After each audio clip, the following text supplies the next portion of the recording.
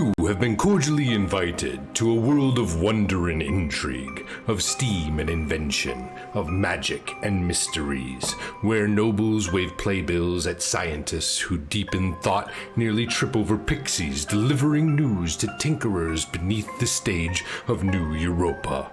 Sit back and enjoy the scene as the actors act, the singers sing, and the players play out the adventures of Castle Falkenstein.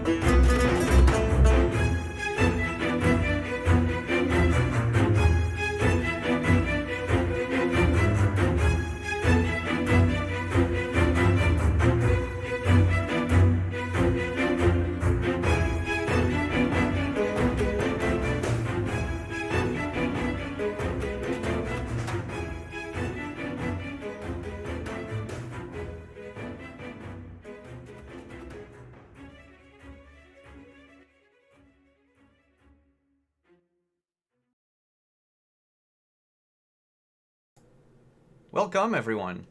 Ooh, cameras are a bit weird. There we go. Welcome, everyone. Welcome to this cameras are still weird episode of Castle Falkenstein. Right now, our host is now Deirdre, and the Countessa will be played tonight by Chris Geary. Let's just that would be interesting. Switch that around. Can you all shut down your cameras for a second? Yes. Everyone's gonna be privy to what we do behind the scenes. Chris, can you go back online? Okay, no. So it would be Deirdre first, Chris second. Yeah, Chris.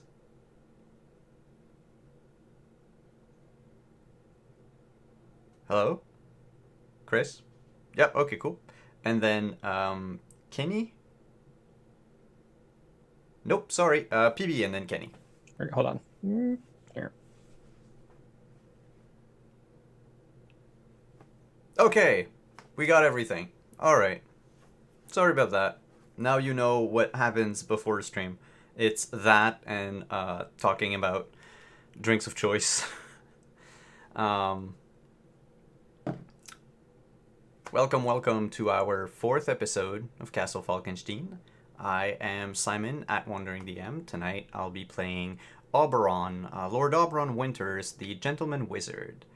And we'll move around the table and introduce ourselves. I'll leave the mic up to BB. Hi, I'm Phoebe, and today I will be playing Isolina Atenas Montiel. And right below PB is Deirdre. Good evening, all. This evening I'm Deirdre. You know me. I am playing the Contessa Lucrezia Sofia Fioravanti. And to the right of the Countessa is Kenny. Bonsoir. Tonight I am going to be playing Joseph Ferrit-Recursion. And last but not least is our gracious host for the evening, who is going to bring us into the world of Castle Falkenstein. Chris, welcome, and please take us away. Thank you, Simon.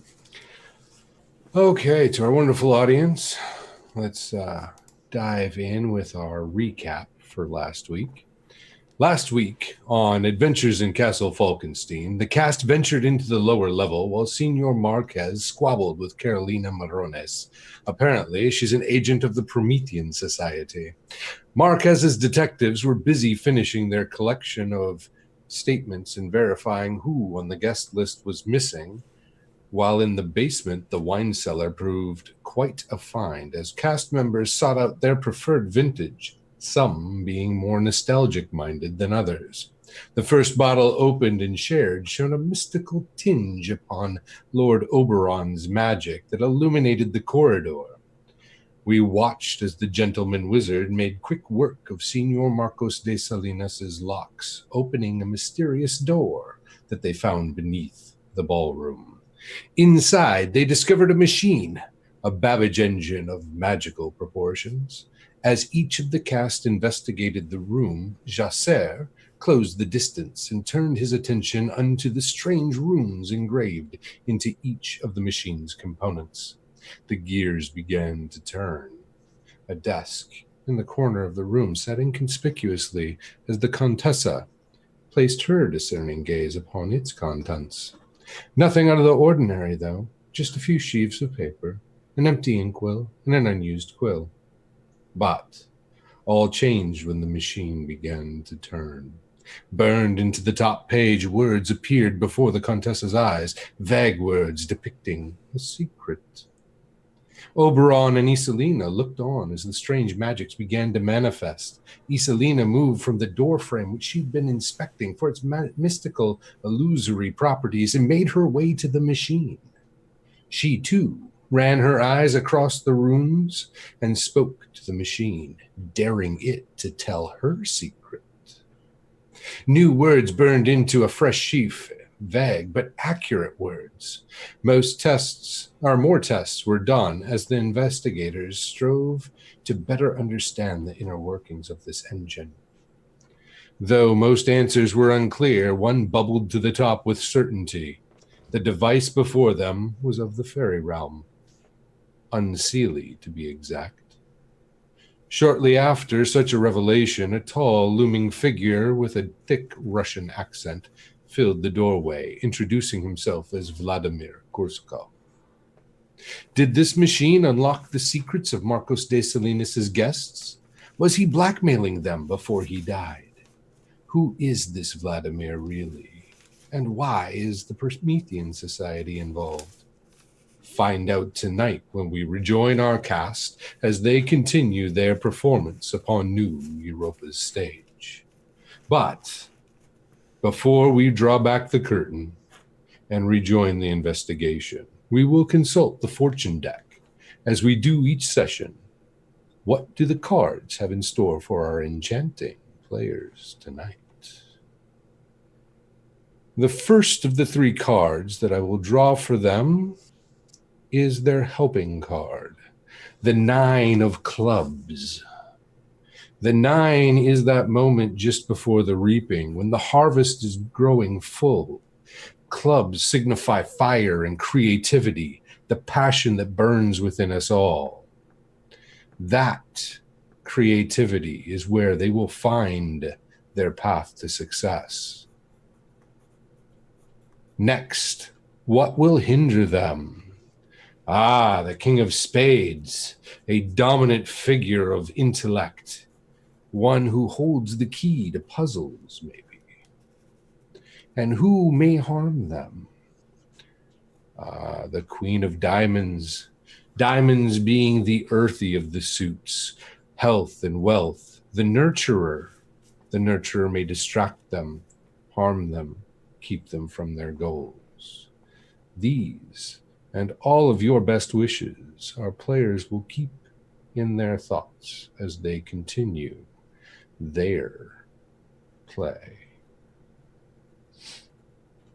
Now, let us turn back to the scene. We're in this large room beneath the ballroom. In the center of it is a large Babbage engine. Its struts going up, its gears turning within it from time to time, currently dormant. To the left, the far side from the door, is a casing, solid, within it the motor that turns this machine. On the right-hand side of it and toward the back corner is the desk where stands the Contessa. In front of it, Lord Oberon, near him, Jacer and Isolina, and in the doorway, our tall priest of St. Boniface, Vladimir Korsakov, making his introduction.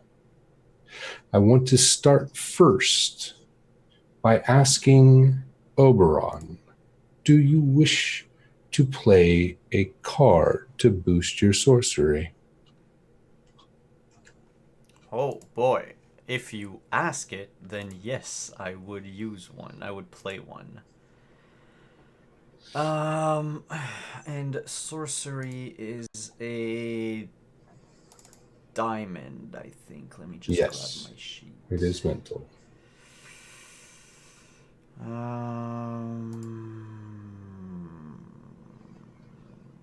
I have many diamonds, that's why I'm hesitating, but I'll go with this one. Excellent.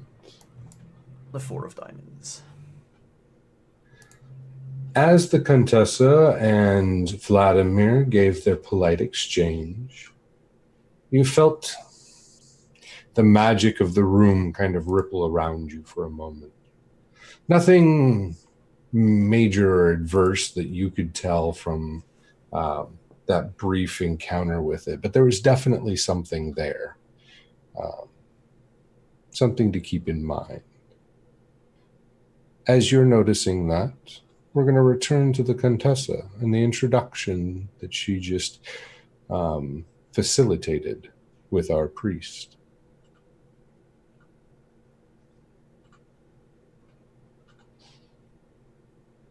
Well, good evening, Father Korsakov. Yes. I'm very interested that you arrived here. Is my presence unwanted? Not unwanted, merely surprising.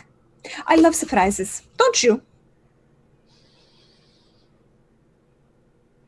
In the right circumstance. Is this the right circumstance, Signore? If you're looking for surprises, sure. I unfortunately already know. You know so much, Signore. Would you care to share with us? Because we have many questions. We were just looking for a couple bottles of very nice wine, which, by the way, I have to say the cellar here is halfway decent. There's some good, very good things. There are some things that I think that he's really missing out on. I mean, there's not enough Italian. There was not Montepulciano anywhere. No Super Tuscans, no Nero Diavolo. How could you have a house like this with any of that? But then we happened to find this wonderful door that was open and this beautiful, odd machine that was just whirring and whirring. It was so strange. But so it has so many questions that we had to ask. Do you know anything about it? I know it's dangerous. Well, that's obvious. It's a machine that keeps going with nobody to tell it what to do.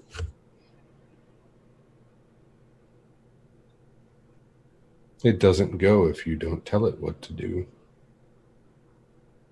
but it kept going. And then the minute we walked in, it actually, I mean, I didn't say anything because, I don't know anything about this. The most things I know about the engine is that it makes the train go. And I quite enjoyed riding the train. Have you ever been on the train, the river? Oh, have you taken the train from Vienna to Paris? It's a beautiful ride straight across the country. It's absolutely beautiful. Anyways, as I was saying, there was this, while we walked in, we heard it was going as the door was open and was just going as it was going. And then I walked in and I saw that it was writing and it had this thing and it was saying something about the immortal and everybody who wanted to be immortal would achieve his goals. Who wants to be immortal? Life is to be lived and then to die and go into the grace of God. No? That's one path. You deny the going to the grace of God, Signore? Are you not a priest? Not everyone goes into the grace of God. You must live the right way. But God's forgiveness is for everyone. Mm-hmm. And not everyone asks for it. This is true. But why would you want to be immortal when you can go to the grace of God? Such things I do not understand. But I don't know. I really, really don't. I mean, there was this thing about it was saying. So you said you had answers. Can you answer some of the questions? Because I have so many questions, Signore. It would depend upon the question. Who do you know that's trying to become immortal? Well, there's a member of the World Crime League by the name of Dr. Kwan, who has been hunting any artifact or secret about immortality for quite some time. Killed some people very close to me when we got close to him. Oh, then this must be for you. And she purposely only has the one piece of paper in her hand, and she hands it over to him. Because I didn't know what it was for. All it was signed was the VK, and I thought, it must have been yours. And also, who else is here speaking Latin as fluently as we are? Which, by the way, this whole conversation has been in Latin. Picture that. Fair enough. He'll take the sheaf of paper and he'll look it over, fold it neatly, and stick it inside his robes. Do you know how to turn it off, then? It's already off. No, because it keeps going. See, you can hear it whirring. You actually don't hear anything. Oh, you turned it off. That's so fabulous. How did you do that? I don't understand. I didn't. Do you know who did? Yes. Want to share with the rest of us so that we can thank him appropriately? Not really. Not a surprise. I will have to see about getting to Russia someday. If they're all like you, I'm quite sure I'll have so much fun there. You realize that I'm traveling for a reason, right? Travel is merely a step on the path, no? I travel a lot.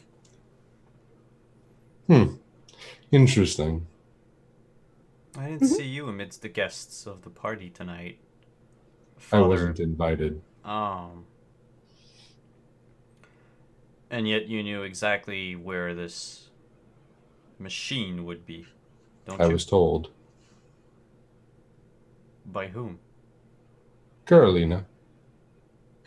Oh, do you know who I'm so sorry. You have to provide an appropriate introduction for me because I'm so sorry. I accidentally broke her dress. It was such a horrible thing. There were so many people and there was pushing, and then Isolina, it was so horrible. It was just, we got pushed into her and then it just ripped horribly. But it's a beautiful dress. I'm so sorry about that.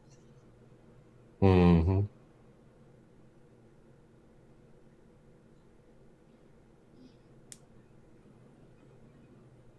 Well, Vlad, why have you found yourself down here?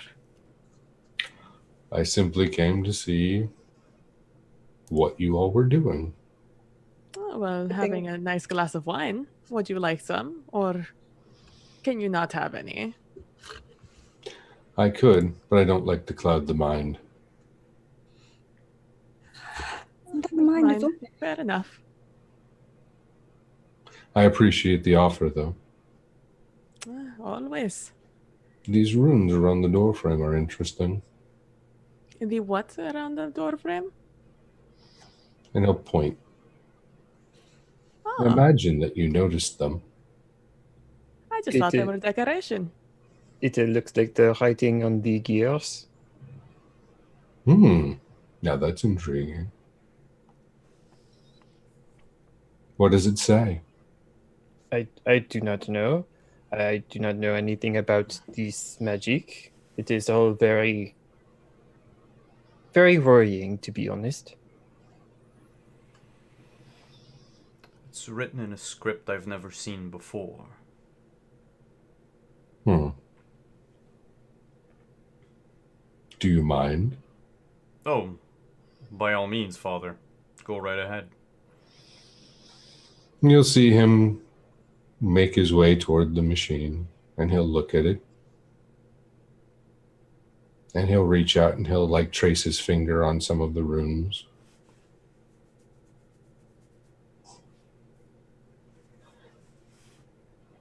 That is puzzling. I don't know what any of them are, but I've seen them once or twice. There's some sort of fairy script, I think. Unseelie, I believe. Ah, that would make sense with this type of a machine. They deal in secrets. I don't seem to get them the fun way. This is fun for them. I don't understand, but that's what I'm told. It seems to me that this machine is a problem for so many people. Is it possible to disrupt it? Yes. You want to break it into little pieces? You can do anything that you want now. It's off. Who turned it off? A friend. Oh, you must provide me an introduction. Timing would not allow such a thing. Oh, so sad. Are they... Where are they? So I could make just the name so I know who they are when I possibly meet them in my future. I travel so much. I meet so many people. He'll raise an eyebrow at you and think for a moment.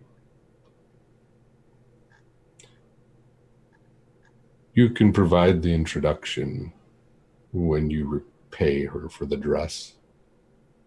Oh, Signora Carolina. That'll be fabulous. I really need to know who the seamstress is. She's such a fabulous designer. I really do. I mean, I wonder if she can work in black. Isolina, what do you think? Do you think that that dress that Carolina would work for me in that black? I'll take a second. I'll stand back a little bit, and I'll be like, "Oh, absolutely. I think if this seamstress is as talented as she looks, I think she will make something beautiful for you in black." Here's my color. I don't know much about clothing, but I do know you'd need to go to London. Well, I haven't been there before. Oh, Baron, you're from London, right? That doesn't mean I know every seamstress in London, but yes. Okay, well, never know. Maybe the name isn't... Is she a famous designer, do you know? I don't know much about clothing. I'm a fairly simple man.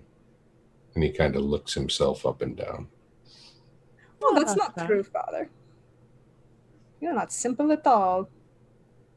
No, I'm sure you know much about many things. Ew. It's not clothing. It is a shame that you are not being very social. It is not one of my skills. I apologize if I've offended. Not at all. We were just trying to make some chat.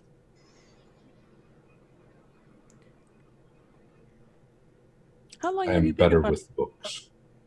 Oh, better with the books. How long have you been in Barcelona, Father? I haven't seen you around. You'll see him kind of look up a little bit like he's thinking, and he'll go, 7 hours, 34 minutes, and 42, 43, 44, 45. And then it kind of trail off. Oh, you just came in. How very fortunate you were here to aid those who needed aiding. It is what I do when I am called. Is everything all right upstairs? Oh, do you mean Ramon? Maybe. Yes. The old man will be fine. Oh, that is good news. He'll be sore, but he'll be fine. That is good. Sorry you were not able to help the Signore Marcos. Once one has passed on, they are beyond my abilities. I am neither necromancer nor undertaker. No, but you could probably save his soul.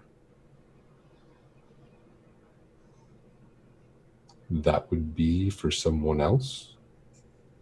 For I also do not deal in infernal contracts. Salinas had a contract. Is that what you're inferring? It seems logical.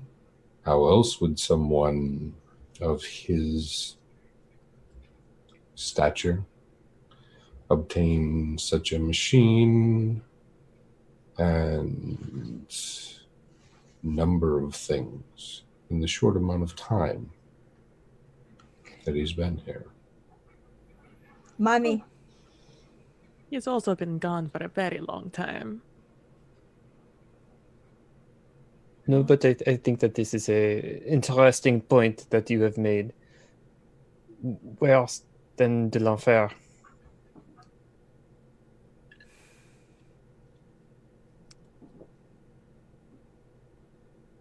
And there's something that keeps nagging me, Father, and maybe perhaps you can help me. Where were you before Barcelona? Before you were called? Because it seems like if you've been here for only 7 hours, it means that Carolina must have summoned you a while ago. So she would have known about the machine beforehand. Maybe so. I was only brought in to assist. Oh, too bad then that they couldn't let you know that the poor man was going to be poisoned. You could have assisted him then. Indeed. You had many more interesting things to learn from him alive than we had to learn from his demise. If I may be so bold to ask, what is your goal for being here? You mean in this moment or originally? Originally, your goal for down here makes a lot of sense. Originally, to disable or destroy the machine. You understand how destructive secrets can be, yes? At that revelation, Jasser looks a whole lot more relaxed.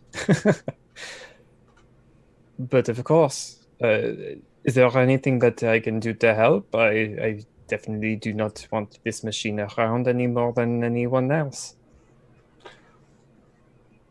He'll kind of look around, saying, the smaller the pieces in which it is in, the harder it is to put back together. It's only a matter of how to make it into smaller pieces. And also not storing them all together.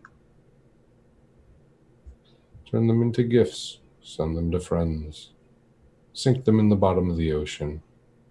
I don't care. But if you wish to help, keeping this machine from being replicated is probably the best. They'll then turn and look at you all and say, "Is it always been the 2 repeating runes on this machine? Seems strange to me." Which runes? He'll just point to the runes on the gears and the runes on the struts and the other parts. And it's always the same 2 ones? Right now, it's a repeating pattern of just 2 runes. But it wasn't like that before. No, it was not. I think I'll let Vlad know that it wasn't. The runes used to be different. They made up an alphabet of sort. Now that's interesting. I wish I could have been here for that part.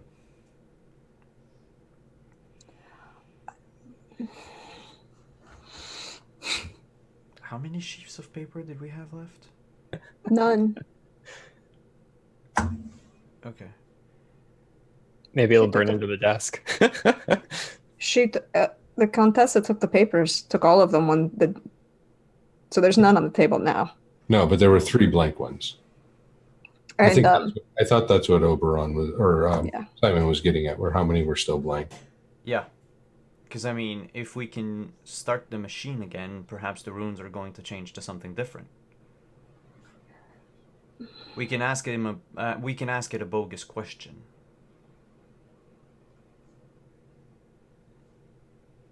Just to get it to work.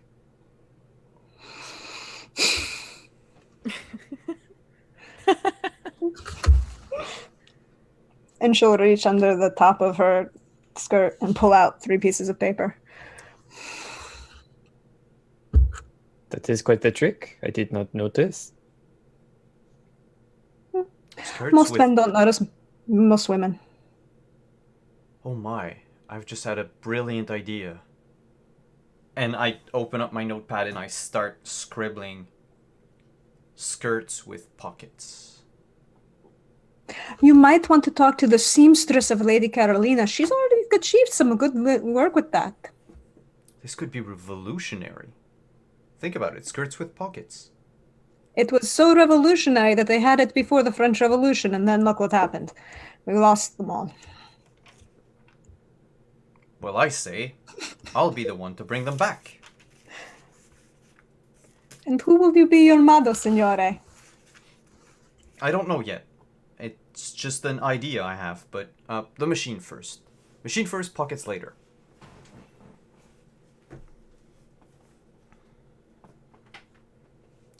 All right. And she leaves the 3 pieces of paper in front of the quill. Father Vladimir, would you do us the honor of asking a bogus question?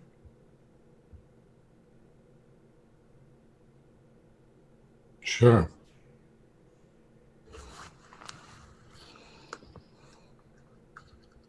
How do I do that? Oh, That works. No, that works. Yes, but I believe you need to be closer to the machine to ask it. And, try to turn some of the gears with your hands. Okay. We only got it to work by fiddling with it and asking questions out loud as we were working on it. He will approach the machine and he will poke and prod at some of the gears, trying to get them to spin. They give a little, but they don't really move much. And he says,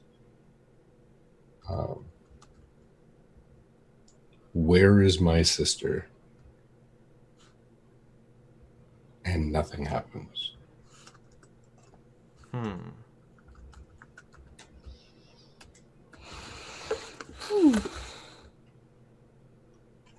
Let me try.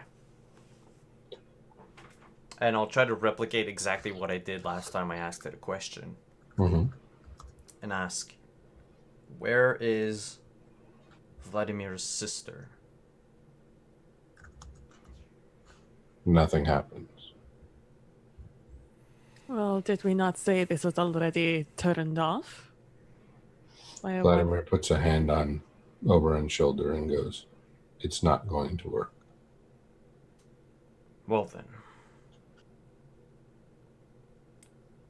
It's worthless now. It's broken and whatnot. Will probably never work again. Is it broken because it's broken, or is it broken because the question cannot be answered, Signore? Does anybody want to give me a perception check or tinkering check? Perception. Okay. I want to.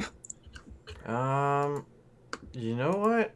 I'm not good at tinkering, but I am going to try. That is a 15? Okay.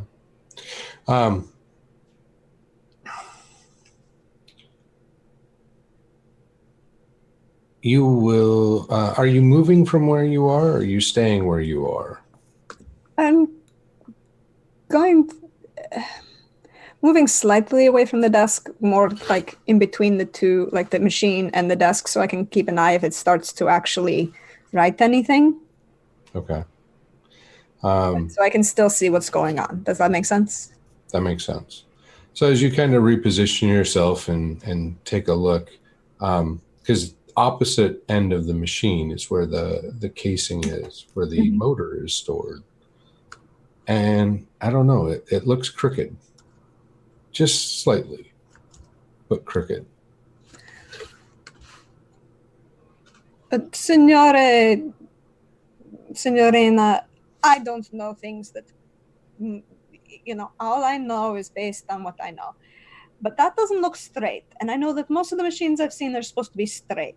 Is it supposed to be like that? Or did somebody break it? And is it going to go boom? Because I've seen a lot of engines just go shh. Well, none of us did anything to the machine from as far as I know. But the door opened. I said hello. I am not comfortable with all of this magic around. And Father, did somebody... You said that based on the timing. Timing is very important. Yes.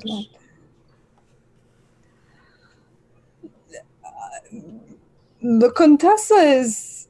Oh, God, I want to have an idea, but I don't know that I can have this idea.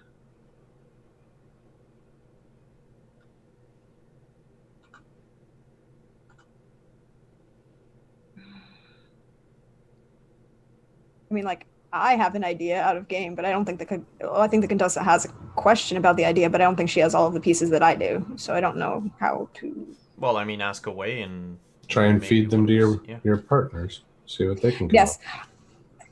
So when the door opened and Father Kosakov entered, did anything change for anyone? Because that's the only time that we were at all disturbed, and that's when things changed.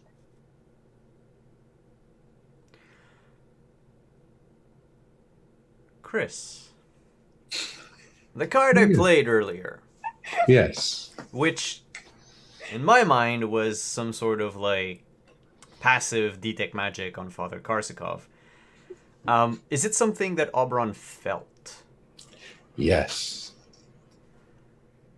It was not something that he saw. It was something that he felt. I have to admit, I felt a thing when Father Korsakov entered the room. I thought it came from him, and I look at Korsakov. I thought it was some sort of spell you had casted. It was.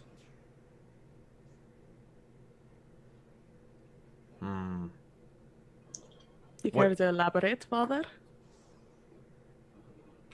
Unfortunately, for my own safety, I cannot. Even from one magically inclined individual to another? You know how certain orders treat others. Secrets, schmeekrets. If it makes any difference, I could not care less about your secret orders. I have no alliances one way or another. I'm more concerned about the, magic occurring that none of us felt or knew happened, and Well, we felt it, right? Like we. no, we didn't. No, we didn't. Oh. Magic Only is Oberon had any sort of inkling. it is a force of nature as far as I'm concerned. Well, it is not like we are magically inclined. I understand. I do not fear anyone in this room. But is it something that you did on the machine? No. I did nothing to this machine. Okay, just checking. Directly, it looks like. But indirectly, maybe. I'll look at my watch. What time is it? Just ask Vladimir. I'm sure he knows. Father Vladimir, what time is it? He'll rattle off the time. And looking at your watch, you're going to notice that there's a discrepancy of about 25 minutes. Wait, what? Which way? Yeah, what Your watch seems to have all of a sudden gotten 25 minutes slow. Huh. Tick, tick. Seems like my watch is broken. That is Is it though? Well, according to my watch, it is 25 minutes prior to what Father Karsakov just said. But is it your watch that is broken? Or is it us? Time? Perhaps we were so engaged with the machine we just did not know, and we did have a little bit of interesting weather. But, I mean, the watch didn't do anything special. It's No. mechanical, it's not. No. It is all the same to me.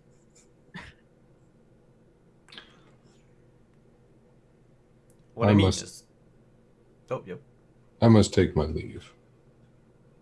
Oh, However, signore. if you are ever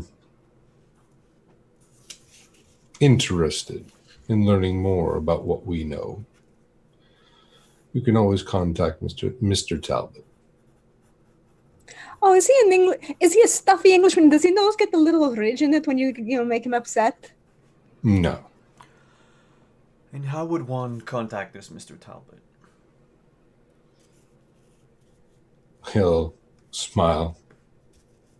The first time he's shown any sort of facial expression. Go.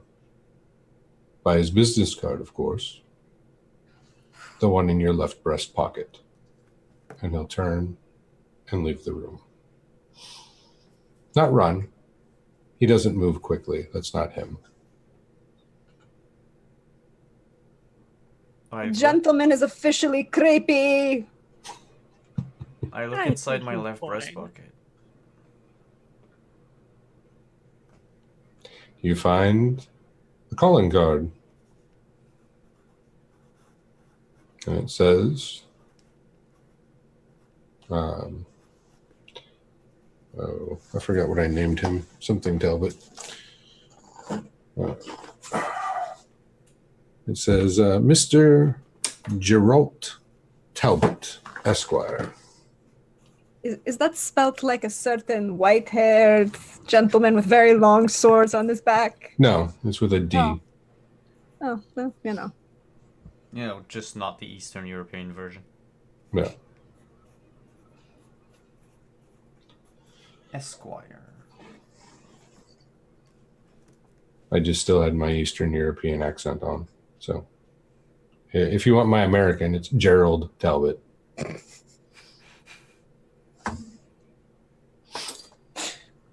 Good old Jerry Talbot. And it says basically London. And because of what, do you remember what Senor Marquez said earlier about him? Mm-hmm. Yes, I do. It says B Street.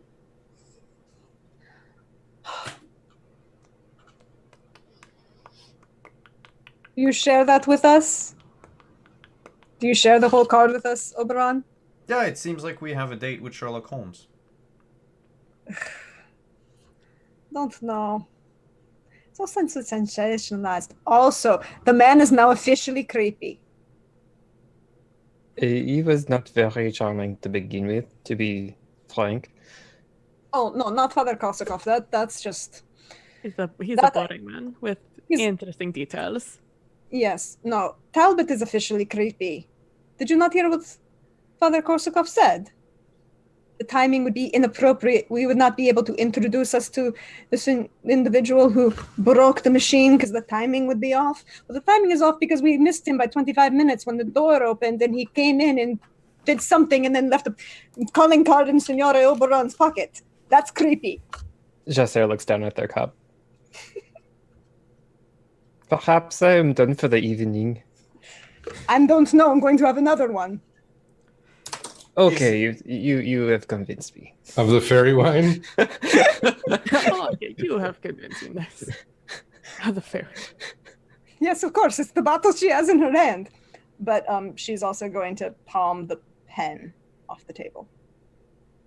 Interesting. Monsieur Oberon, I do believe that we should disable this machine.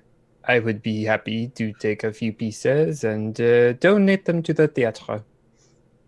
Oh, yes, I've been pondering about how to rip this machine apart. And if it sits at the confluence of a ley line, or multiple ley lines, I think I can actually take it apart without not much of an effort. I have no experience in this part. I will help however you think I can. I'm going to stand over here. Isolina, let me pour you another drink. I am good. I still have wine in my bottle. Do not worry. I would rather everyone stands far away from the machine as possible. Oh, do not worry. I'm already outside the door.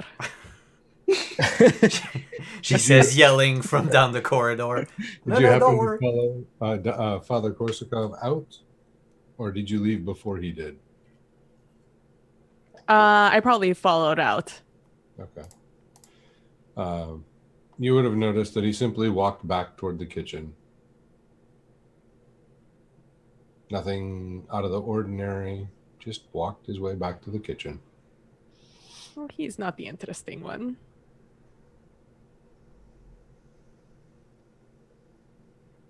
And I will just drink some more wine. Do Well- you need me out of the room? Well, I just don't know how much of an explosion this is going to give. You Check, said please, some table 2. very strong words. I am out of this room for the time being. This machine, Chris, is primarily made of metal, right? Oh, yes, it is solely made of metal. Nice. All right. What Oberon is trying to do is he knows of a spell that can use the ley line as convert the energy from a ley line into another form of energy. Mm-hmm. And so what he wishes to do is create a sphere of magnetic energy around the machine that would pull, apart all the metal. Okay. So, think of it as a magnet, but that is, a complete sphere around it so that it pulls in multiple directions. And then if I stop the spell, all the parts of the machines being, pulled apart slightly would fall down on the ground. Okay. Which the only risk Oberon foresees is if I don't pull this off right, it's going to get pulled apart with such tremendous force that, the machine would be reduced to shrapnel. Do you want me to close the door? With me inside? No. Thank you. Just don't stand within the doorway. Fine, though. I'm going- So do you think this is at all possible? Oh, it is, of course, possible. All things are possible with the right options. I'm trying to look here at The spell what kind itself. of target energy requirement you're looking for. The spell has a 10 of diamonds. if that helps.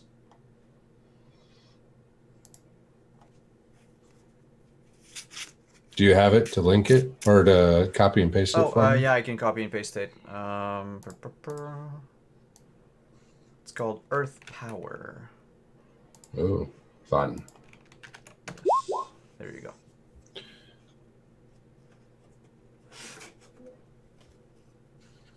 Gotcha. Okay, and then to shape it, we're going to tweak that number slightly. Because there we go, spell definitions, elements and tasks. We're going to make that number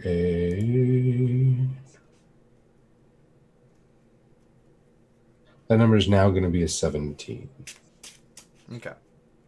And just like last time when you cast a spell, I want 2 cards to start. All right. Just a DM question because I don't. Mhm. I mean, I'm not playing a spellcaster, but I'm just wondering this. Do you start with? Does it like other spell checks where you start with your base skill too? Yes. Okay, so I would start off with a 6. Okay. An Is that- 8, wait. sorry, because I have great. Yeah. Okay. All right. And my first card is the 3 of Hearts. Okay. So offsuit. So that's 1 point. And you said And 2 cards. what's the bonus card that you pull? The bonus card is the 6 of Diamond. Okay. So right now that is not enough.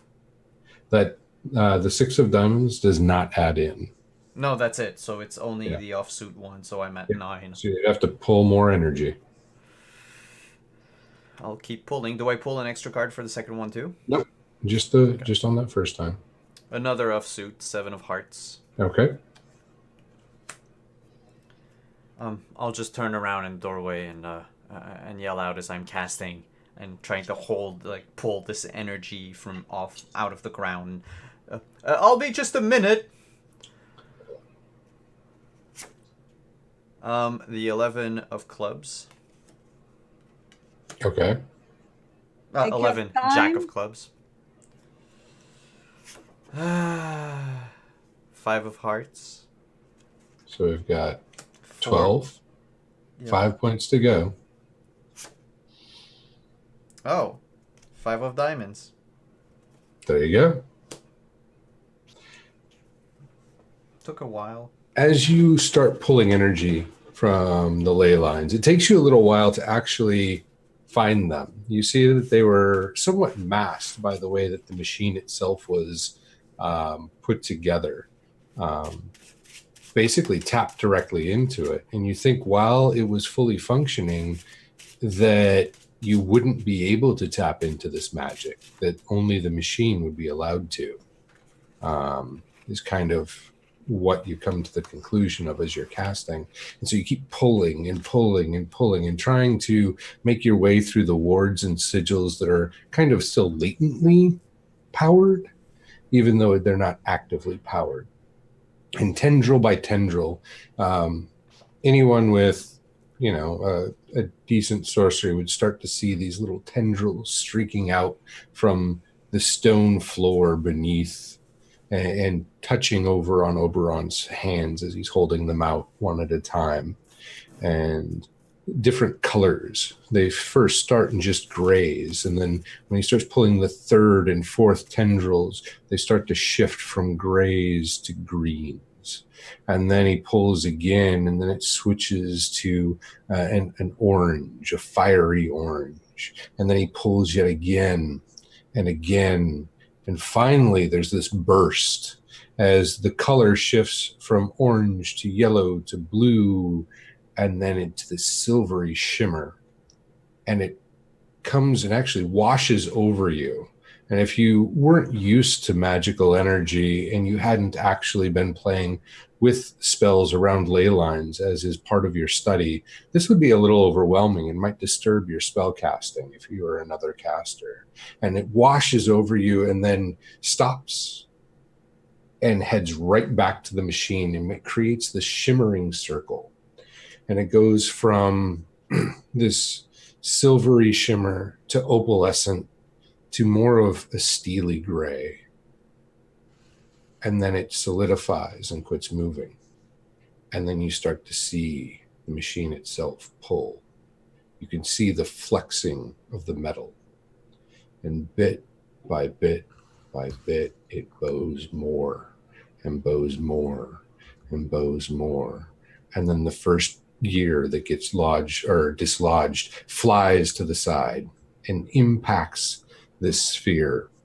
You can feel the concussive force as it impacts the sphere, but it doesn't actually do any harm to anyone. And then again and again and again, and now panels and struts and gear arms start flying in all directions of the sphere. Some fly directly towards you and impact on the wall of the sphere, giving you kind of a surreal, like watch as if you were watching a 3D movie and something came at you, until all of a sudden you can't see what's going on inside the sphere because it's just this case of metal that's pressed against the edges of your spell as you're holding it. And this whole ordeal is going to take about 23 minutes for you to complete until you stop feeling concussive impacts. And you get the feeling that you may have finally pulled every piece apart while you're holding this energy. What do you do next, Lord Oberon? Once everything has been pulled apart, I will cease the spell and let everything fall on the ground. Okay. And as you let go of the energy, it does just that. Clang, clang, clang.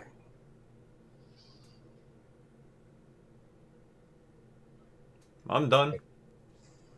That You was can- very loud.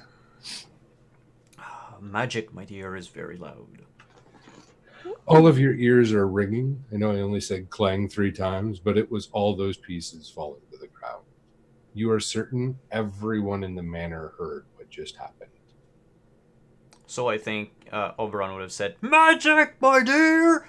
It is very loud!" You don't need to shout them right here. What? And honestly, you never listen anyway. I don't know why I'm talking to you. It's a big thing. As soon as I heard the first beginning clang and how sonorous it was, I would have made my way back towards the wine cellar. A, for my hearing, and B, to go get another bottle of wine. Yeah, I think that Jacere would have followed as well. Like they know that everything is taken care of. Lord Oberon is totally capable. It's good. And if not, at least I'll have good wine before I go out. What are you looking for in the wine cellar? Anything in particular? I'm gonna look for something older. I'm gonna look for something closer to my parents' birthday, aside from my own. Okay. Something a little older. Okay. Or at least from their year, at least. Let's see what I find here.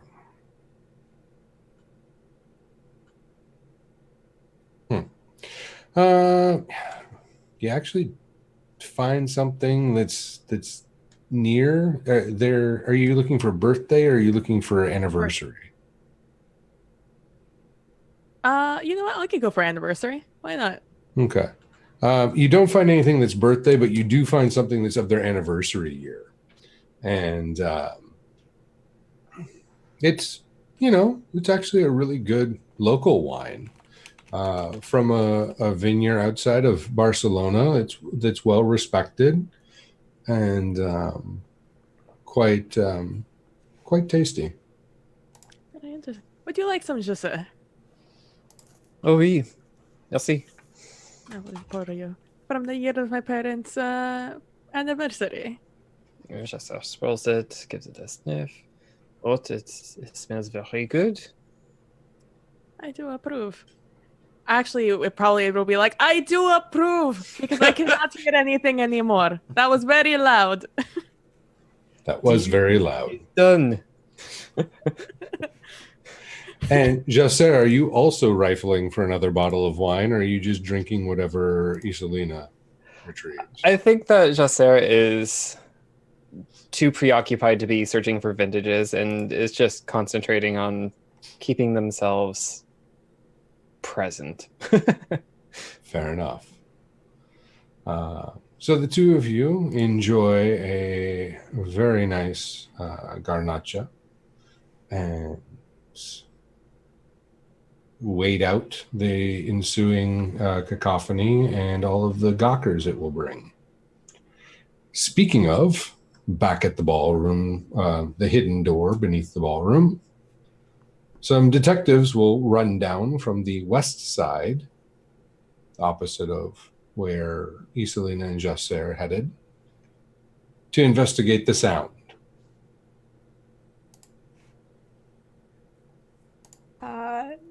After everything is fallen, the Contessa is going to move into the room and just kind of start moving the smaller pieces around with her feet, and so a couple of them are under her skirt.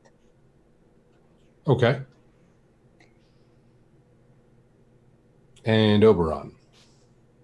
I'll just pocket one of the gears. Okay. Like one of the smaller gears, I'll put it in my pocket. And I'll get out of the room and look for... Because I'm expecting people to come rushing downstairs. You know, with all the ruckus that is caused. So I'll just get out of the room and I'll try to look as worried as possible. Worried and maybe a bit... shit, what's the word I'm looking for? Guilty, in a way. Okay. After he leaves, she's gonna pocket a couple of them, or more accurately, hide them in appropriate places, and like 4 or 5, and move out into the other room, or into the hallway with him. And before he even notices, she's going to slink up on his left side and slink her arm through his. Okay. Just for clarification purposes, are you pocketing or stashing gears only, or are you looking for any other pieces as well? She'd just grab, I mean, she knows that she doesn't have a lot of time, but she'd grab like a couple different exemplars. Okay. And of an appropriate size to stash away, of course. Exactly. Okay. Alrighty then. And as you guys do make it out into the hall, 2 of the detectives are rushing your direction. And through the ringing in your ears, as they close the distance, you can hear them repeating, "Are you okay? What happened? Are you okay? What happened?" Detective! Hi! I'm afraid I got lost in the cellar, and I, leaned up against something, and I must have broken it. It made such a ruckus. Can you hear me? You'll see him nod and not say anything. He'll just nod, and then he'll turn and look at the other one, and that detective will usher the 2 of you upstairs through toward the kitchen, back the way you came. Okay. And he'll you'll notice as he takes up a position at the door, looking inside, and then like he first looked inside and kind of gave it an odd look, and then he stepped inside for a second, and then he stepped back out, and you see him just standing in the doorway. Uh-oh. We didn't break the illusion. Yeah. But, yeah. The Contessa is going with Oberon and...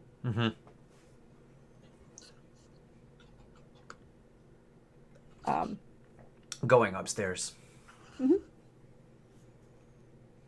Alrighty. The the other two, Jasser and Isolina, will notice as you are drinking in the wine cellar, the detective escorting both the Contessa and Oberon upstairs toward the kitchen. And as we go by, the Contessa is going to try and get Isolina's eye and just go, let her know what's going on. Okay. And I will wait a little bit for them to have moved on before I get to José, and I'm like, let us see what they have left behind with all that ruckus was, José. All right. If you would like, I can speak with the other investigator who is there and ask a lot of questions while the room is open. Oh, that's a wonderful idea, José. Thank you so much. And Just so, pick something up for me. oh, I will do. Some of us have pockets in our dresses already. It was a good idea. and, As you make your way toward back toward the room, you'll notice a detective standing in the doorway. As you approach, he'll kind of raise a hand and say, "I'm sorry, but there's been an accident here." Oh, oui, monsieur. Was that the loud ruckus we heard before? He'll nod. That is insane. We were just having. Have you seen the wine cellar? Beautiful collection. I very much recommend it. I'm sure none of that is under an investigation, right? It is fine to just grab a bottle or two. I don't know about that, ma'am. I'd have to talk to Senor Marquez. It has been such a distressing evening, and the supplies upstairs were a little light. Only have so much champagne, monsieur, especially after a murder. He'll nod as though he understands what you're saying. I'll step in a little closer and be like, I arrived with Monsieur Marquez. Are they still here? He'll say, "Oh, yes.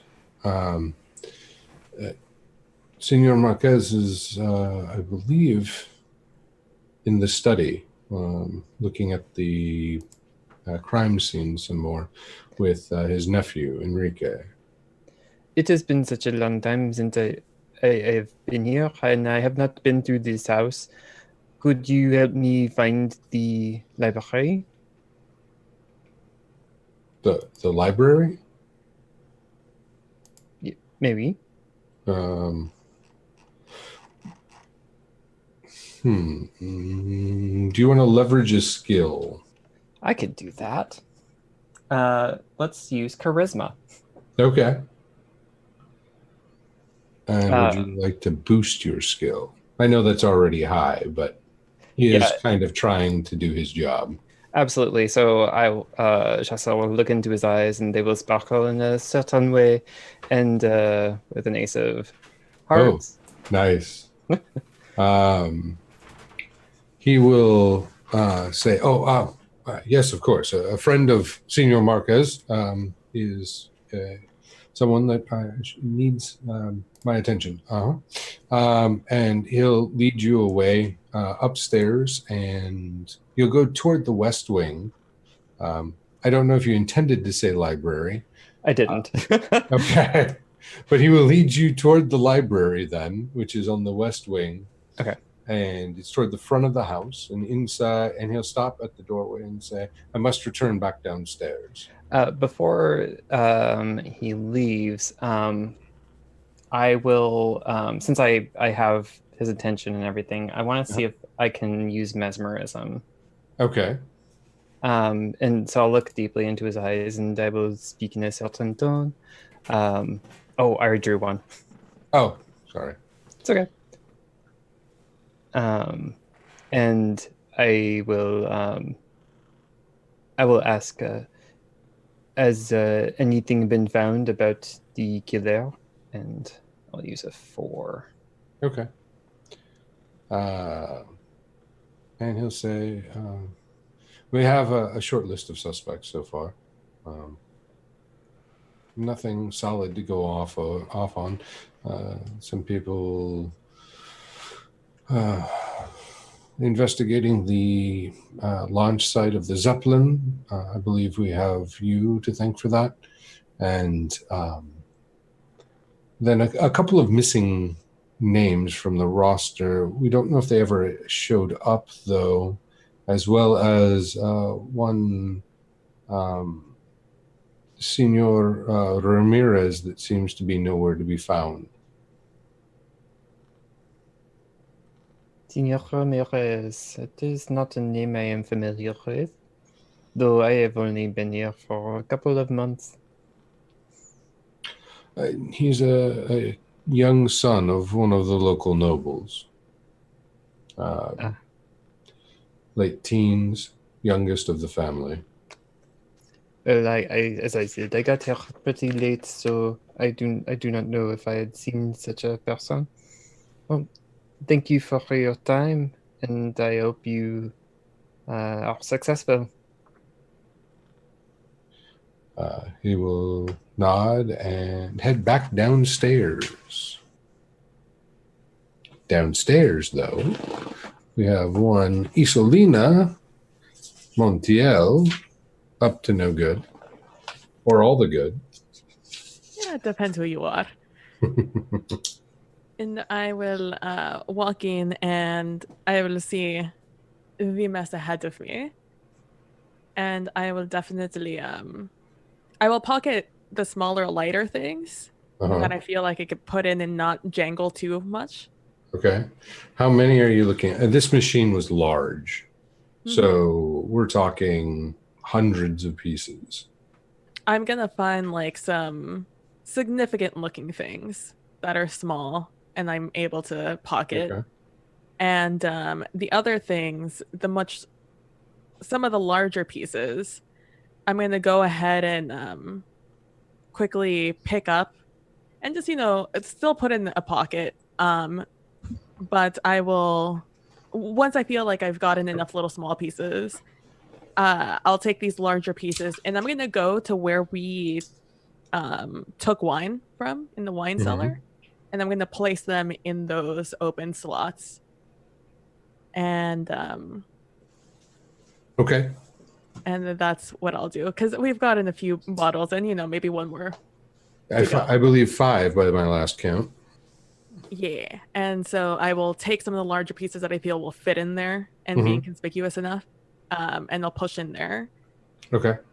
And you can do that successfully. And then I will make my way off with a bottle for me and a bottle for Giselle and a couple of pieces for Giselle. Okay.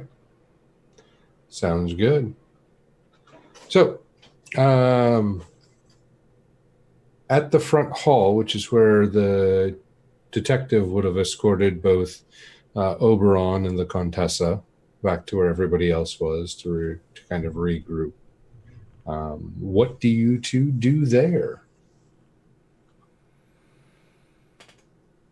The Contessa's going to try and see if she can hear what's going on or what the conversations are going on around her.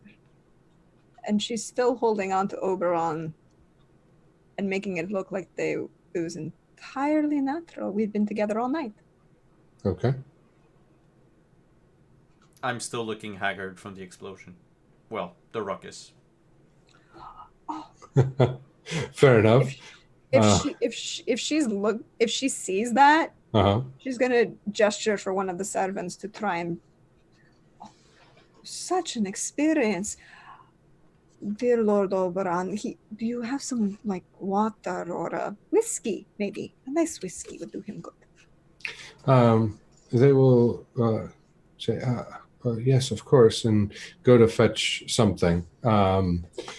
You'll know as you guys are paying attention. to the people around you, are you doing anything exceptional? In other words, are you doing anything active or intentional, or are you passively just picking up with what you would already know? She's going to start by picking up with what she actually knows, seeing who's exactly around her. Okay. And then she's going to find,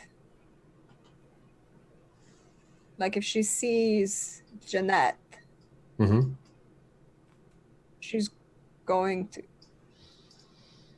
You still have the cane, right? You mean my cane? Yeah. Yeah, that I used to walk with? Mm-hmm. Yeah. Well, yes, I use it to walk. No, she just needs to know that you didn't put it down anywhere. That you still have it. Because she's going to see if she can find Jeanette, who she assumes would be holding court somewhere, and start moving towards her, but making a small scene, with the servant saying, "Oh, could you find a chair for my dear friend Lord Oberon? You see that the cane, it's been such a trying day for him. He really needs to sit down, don't you, Oberon? You really do. You're looking quite unwell. You need to sit down." But she's guiding, if she sees Jeanette, she is guiding him towards Jeanette. Okay. So, yeah, Jeanette and Lorenz would still be in the West Gallery with all the chairs and whatnot that I had described previously. So, coming into the front hall, would we see them? Yes, because that gallery is right off of the front hall and has large double French doors that are open. And then in that case, because the chairs are already there, she'd start guiding him. She'd guide Oberon that way. Okay. And there currently are people sitting in them, including Jeanette and Lorenz, the center set of 4. They're around a small coffee table. And as you do, and you kind of make that gesture of him needing a place to sit, Lorenz will get up and offer his chair. And as Lorenz gets up, she's going to just side eye who's ever sitting in the chair, not Jeanette, but one of the other 4, and just kind of go, "I'm waiting. You're going to get up, right?" And it will actually be Henri, the Frenchman that you saw actively trying to fawn all over Jeanette in order to get noticed. And he will get up for you and offer you his chair. "Oh, thank you, Signore. You're so kind. Are you feeling better, Oberon? Can I get you anything else?" Ramirez. I would like to know where the young Ramirez fellow went. "Oh, Santi? Oh, I know he had absolutely nothing to do with this. I didn't tell you." And she's making this kind of loudly so that she could be overheard. "Oh, when the whole thing went down and there was the screaming and we heard the maid, you know about the maid, of course, Oberon. I'm so sorry that you had to see that. It was so horrible. Santi was chasing someone out the door, and then they fell, and Santi went out the front door, and the individual he was chasing went out the back door." Oh. Well, I liked him. Yes, he was quite entertaining. Are you going to play any cards to sell your story? Or any skills to sell your story? I mean, she's going to use her charisma, or do you want her to use social graces? Whatever you wish to leverage and play a card with, if you choose to. I think I would help. Okay. Using my performance. And she'd use social graces.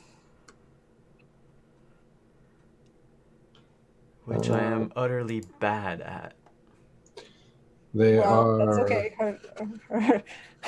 If it's performance and social graces, we have opposite suits. So we're just going to go with the social graces. And social graces is?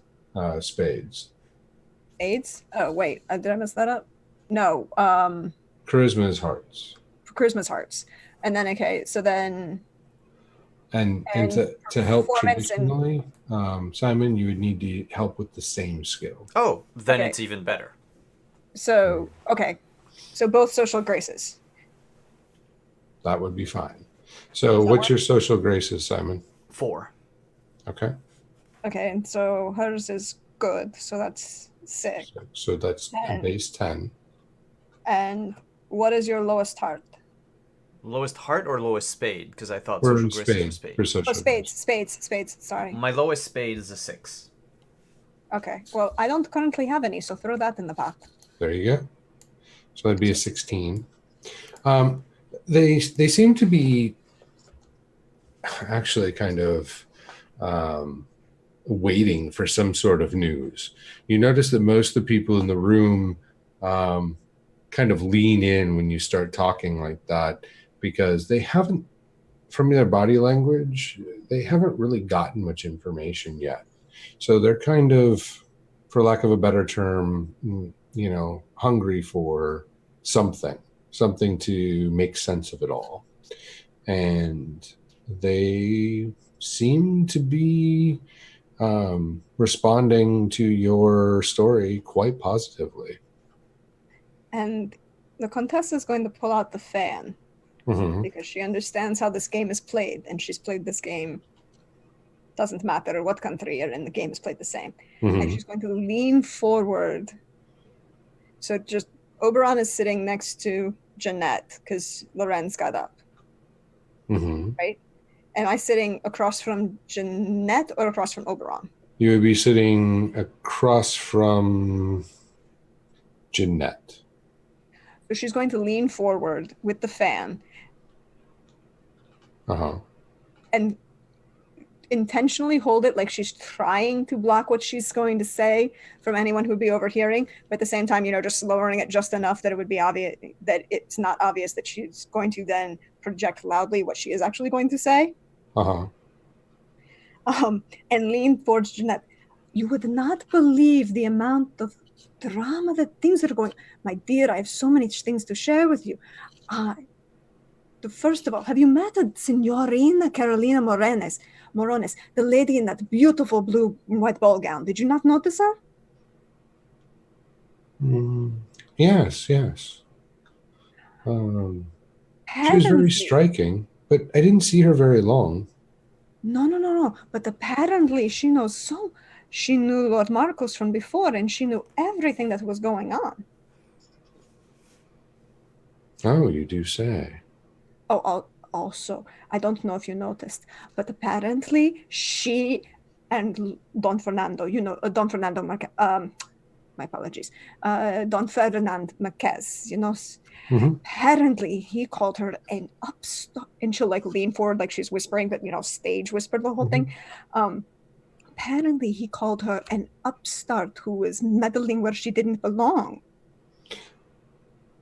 Oh? Well, now that just seems rude. She seemed quite nice and polite. She did. It's such a shame about her dress, though. Apparently it got ripped in the commotion. Oh, I didn't notice that. I did notice, though, that she did leave quite quickly. Yes, I saw Lord Marcos have her escorted out. Apparently it was a big to-do. I don't even know. I mean, honestly, the way he had her escorted out, it was almost like he came across his daughter having an illicit affair with some horrible, dragon or something. Interesting. But how are you doing? What? But how are you doing? I'm weary. Now I just want to go home. Lorenz is upset about business, as he's always upset about business. And she says that loud enough that he can hear. I mean, he's right there over her shoulder. You'll notice that he just rolls his eyes. There's a lot of whispering going on in this conversation. Yes. It isn't whispering at all. Oh, I have not yet introduced you. My dear friend, Lady Jeanette for Farraquin. This is my very new dear friend, Lord Oberon Winters. Hi. Yes, apparently we found the wine cellar. It's not bad, but it could be better. Definitely not something about the level of a gentleman from Paris, but maybe somebody a little bit better than somebody from Vienna. Okay. And She'll. apparently there's I'm sorry. apparently there's this large noise and he's having some trouble hearing. Oh, yes, we heard that. I was She'll next to it. Oh. She'll then kind of raise her voice a bit and say, "Are you okay?" More shocked than hurt. Thank you for asking.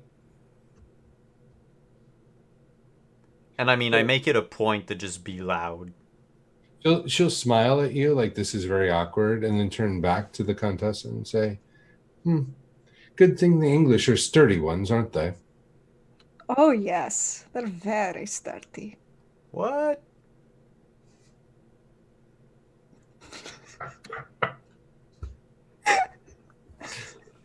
I feel like Oberon probably is in a constant state of shock and blushing around the Contessa because of half of what she says. That's if he heard that line or not. At that point, that lovely transition, we shall make our way back to our, shall we say, subterfuge expert in the cellar, stashing parts and making her re-entrance, Isolina. As I make my way up, I remember that Josiah said he was going to the library, which very interesting choice. So I will make my way there also. But as I come up, I'm assuming I come up upon this scene. Yeah. Loud Oberon and the rest of the guests. Yeah, you will, as you make your way up through the kitchen and then out into the grand hall, you'll actually hear most of this because that's the intent of the Contessa. So most of everyone is paying attention to it. A few people give you looks here and there. You'll notice at the point when somebody actually does bring water to Lord Oberon, and yet nobody seems to pay attention to the fact that water was brought to Lord Oberon with the to-do that's been made. And you can engage there. You can head up the stairs. I'll intercept the lady with the person with the water. Mm-hmm. And I will be like, oh, thank you so much. The wine was really starting to get to me and my friend. And before they even reply, I'm just going to walk back off towards the kitchen with this glass or pitcher of water. Okay. And then what do you do in the kitchen? Oh, I said kitchen, library. Oh, okay. So you're going to head upstairs then? Yeah. Toward the library. Okay. You make your way upstairs, and the library is in the west wing. The study is in the east wing where the murder happened. And you'll you'll turn right and head toward the west wing, where you'll find Jasser in a library. Large windows facing out toward the south to bring in the southern sun. A large-ish round table could probably hold 5, maybe 6 chairs. Currently, it only seats 4, so that way, if you have a lot of books, you could really spread out. And you'll see all of the walls are packed with books and built-in bookshelves. In one corner toward the south wall, you will find a dark globe, dark metal globe, and a number of interesting pictures worked in amongst the books. And before we get into what else you might find, we're going to take our first break, or our only break for the evening. So please stick around, audience. You've been grand so far. We'll be gone for about 5 to 8 minutes. And upon our return, we will get into some investigative shenanigans. Oops, stick around. We'll be right back.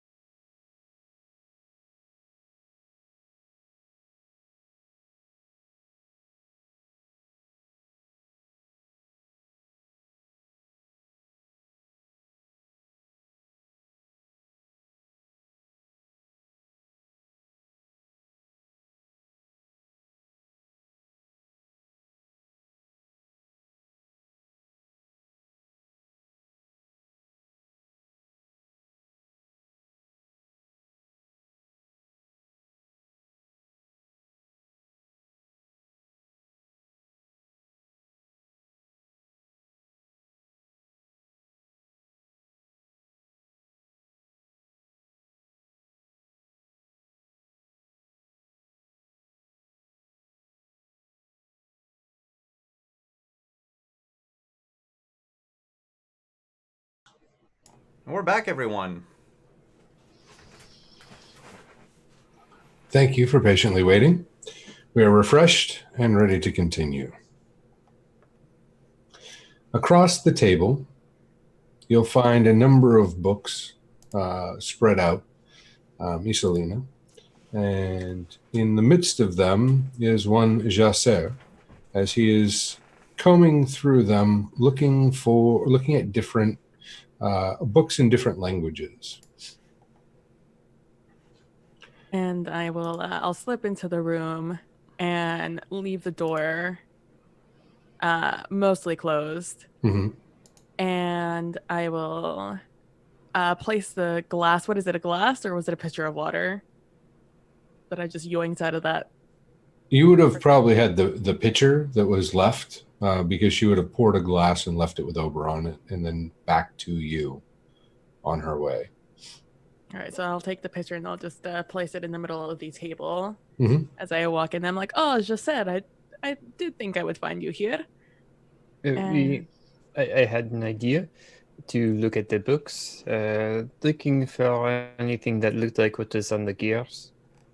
Oh, and I'm assuming you've already put a couple of books on the table. There are 5 in total. Oh, shit. Basically, at where the 5 spots would be if this was being set up for like poker or something. There are only 4 chairs out there.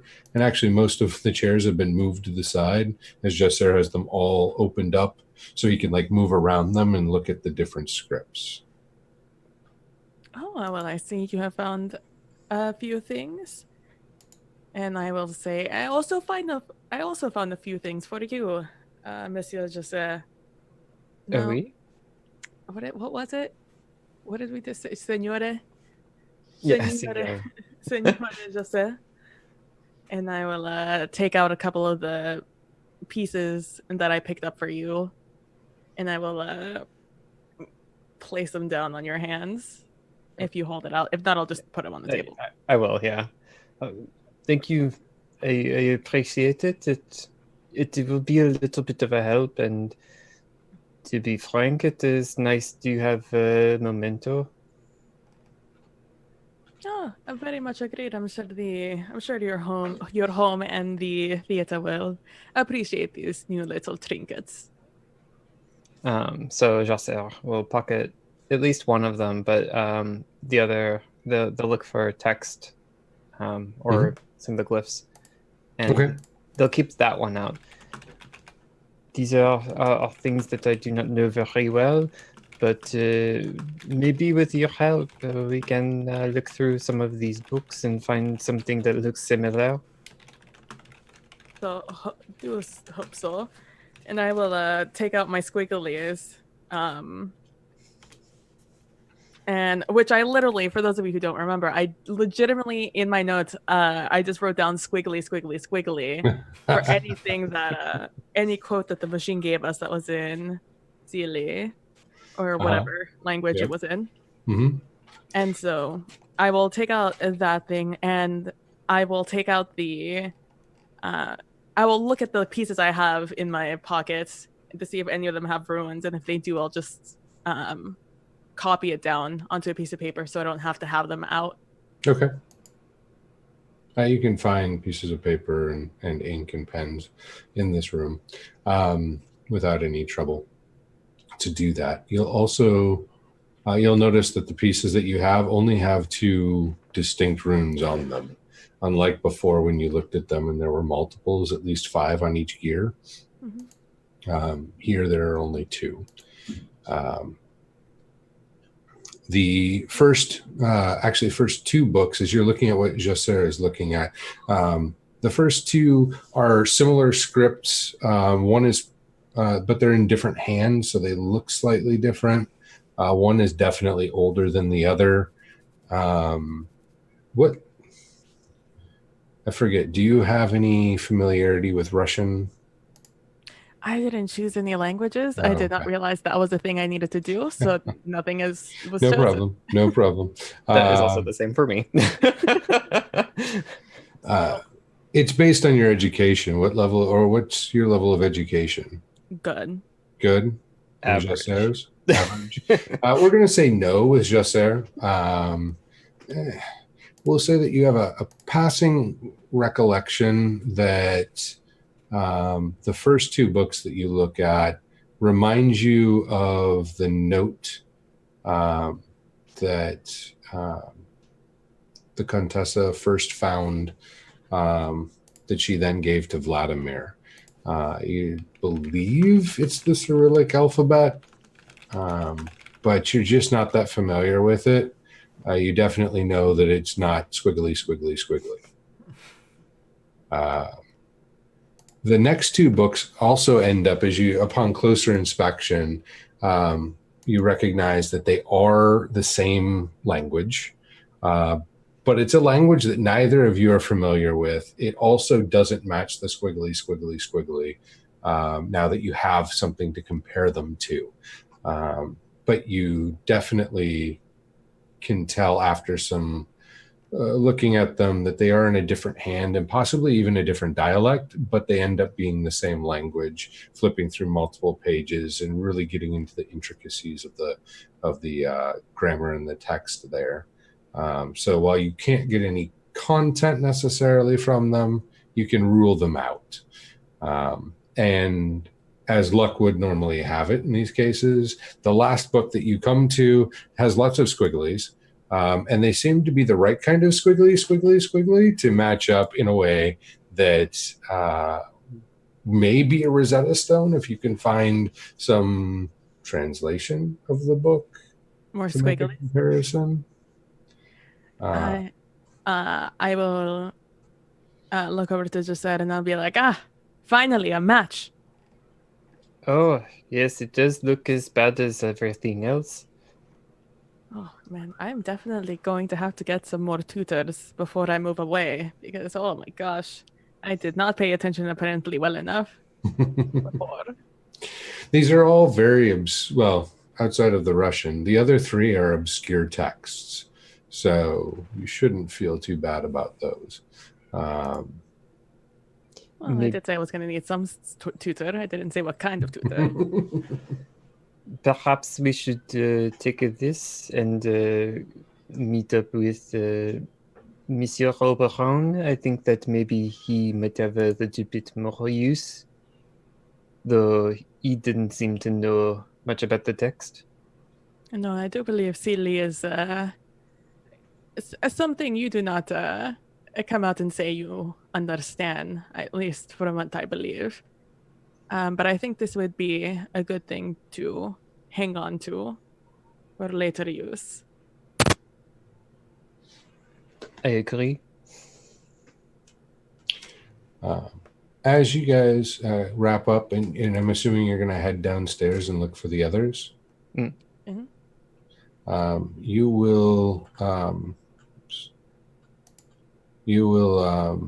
find them in the West Gallery, sitting around with a number of the other guests. And about the time you get there, Lord Marquez makes his way down the stairs and clears his throat and says, everyone, if I may have your attention, we have all of your information and we know where to find you. We ask that you don't take any long trips for the next week or so we can follow up on any questions we may have. But at this time, none of you are primary suspects. And you can feel free to head on home. It's late. I don't want to keep you any further. To which Jeanette is very quick to get up and say, oh, thank you, thank you. Lorenz, let's go. And they are the first two to leave. Lorenz is not sleeping in bed tonight. What would the four of you like to do as people are filing out relatively quickly? They head to the coat room, and you see multiple of the staff there making sure that people get their coats in a timely fashion so they can be on their way. What time is it? It is now approaching, I would say, like 10:30 at this point. We're so late. I know that is hella late. It's been about 3 hours. This was a late party, remember? It was after dinner, so it didn't start till about 7:30. Night has not yet even begun. And we lost a whole 30 minutes, so like 25, but close enough. The Contessa would wait until most of the people had started leaving and just kind of come and stand next to Oberon's chair Okay. and lean over him and say, Oberon, why don't you let me get your hat and coat and we can use my carriage and we should wait for Signorina Isolina and Monsieur Jasser and we can continue, have a pleasant evening. I have a perfect place in mind. Boy, yes, sure. But I figure my hearing will come back after a while. yes, we wouldn't want you to be left alone while you're in this state. And she's Which just gonna pat estate? him. We're in Desolinas'. Don't worry about it. I'll take care of it. They have carrots? Yes, you can have some carrots. No, thank you. Could you get me my coat and my hat? I'm already doing that. Good salute. And she'll like pat him gently and then slightly more firmly on the shoulder. And then walk towards the coat check, but kind of like checking the crowd to see if she sees Isolina or Jasser. And then if she sees them, she'll try and catch Isolina's eye as she walks towards the coat room to pick up both her shrug and Oberon's hat and coat. Okay. Yes, of course, both Jessa and Isolina would have been in the Grand Hall about the time of that announcement and the shuffling out of people. Oh, then she'd come up on Isolina and just kind of link her on with hers and say, Isolina, darling, are you up to some joining for a final, shall we say, drink of the evening? It seems such a shame to end the party so soon. Oh, very much. I'm very agreeable to that. And I'll look over to Jose and I'll be like, I think we will all like one last final drink before the night is over. That's fabulous. We should go to my hotel. It is an absolutely fabulous place to stay. And we'll bring Oberon with us. That sounds good to me. However, I would like to check in with Senior Marquez. Parce que, yes, he brought me, and I do not want him to worry. Oh, that is so sad. I should leave my card with Signore Marquez. I do think maybe we should speak with him a little bit more in detail about the cellar. I think after some drinks, we can, when the day is young, we shall go and speak with Senor Marquez. I'm sure he is tired and he has much to do. We can, our information can wait. I can agree to a little bit of discretion, and Chaucer looks in their glass again. Another drink would be nice. Oh, don't worry. I have a much better collection of wines. Fantastic. So she'll go and get her wrap and Oberon's hat and coat, and then go back to pick up Oberon, and then go back to the other room and get Oberon.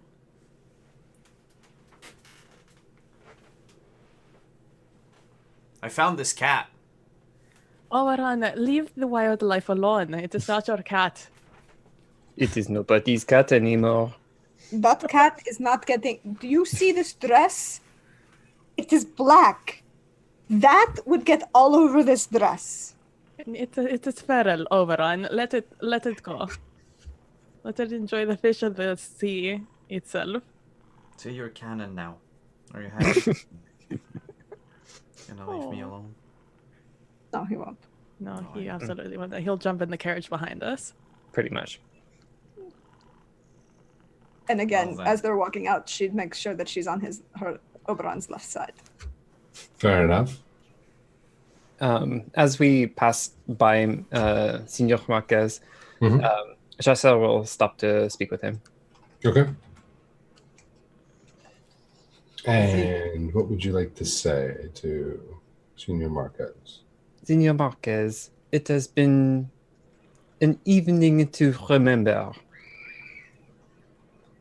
There is a certain je ne sais quoi about tonight, but there is more to talk about, I am sure. Indeed. I do hope that you kept your keen sense of observation about you. I would love to catch up and learn more about what you have seen. I have found myself in very good company. And Jacel kind of inclines towards the group of people. We have uncovered quite a bit, as you may know already, but there is more to discuss. Indeed. Have a good evening, Jessa. I look forward to seeing your next performance. Merci, Senor Marquez. Bonsoir.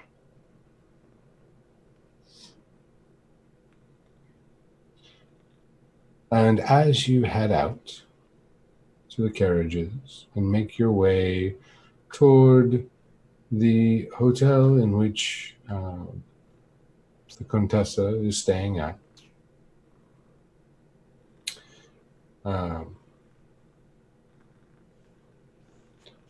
the night seems to quiet down a bit. There's a bit of a somber tone to the air, as people seem to be tired. Definitely tired. There's a slower step to their walk. They're not near as jovial as they once were. And you find yourself kind of meandering your way through the streets, as the drivers themselves seem a little worn, not knowing what was going on inside and merely hearing things, and then seeing a large number of detectives pull up in strange automobiles. It's been quite the eventful night outside as well.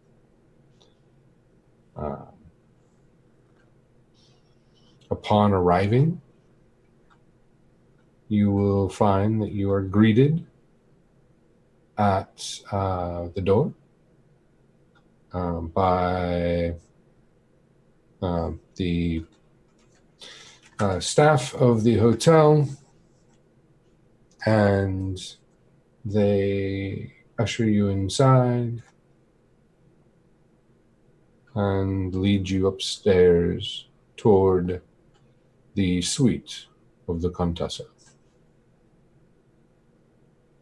Inside, you find a sitting room with doors off to two sides, separating that room from the rest of it. What do you do at that point?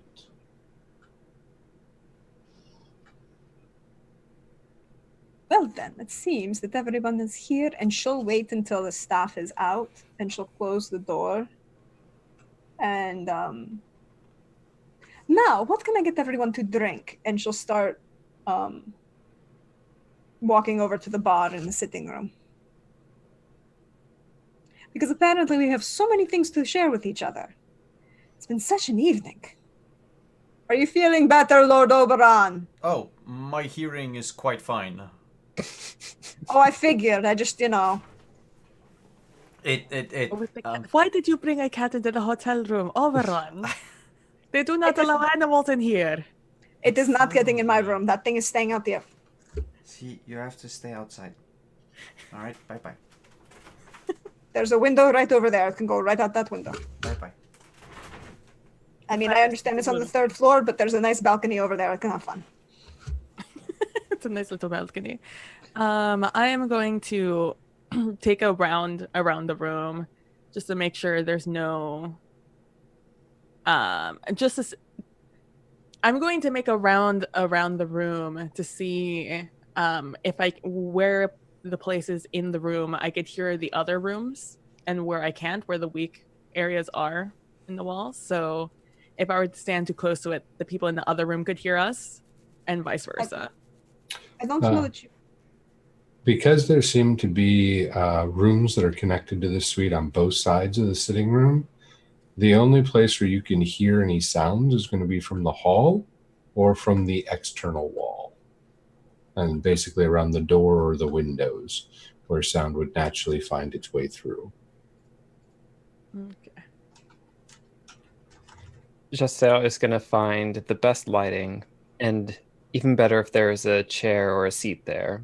If it happens to be a chaise, they'll lounge. Oh, let me see. It's not bad. It looks very nice. I mean, it's a fainting couch. There you go. There's a fainting couch for you. Yes. So yeah, Jasser will seamlessly make their way onto the couch and look like they were, installed with it. It's very casual, and Jasser will kind of wave a hand and say, "Whatever you want to prepare, I trust your taste."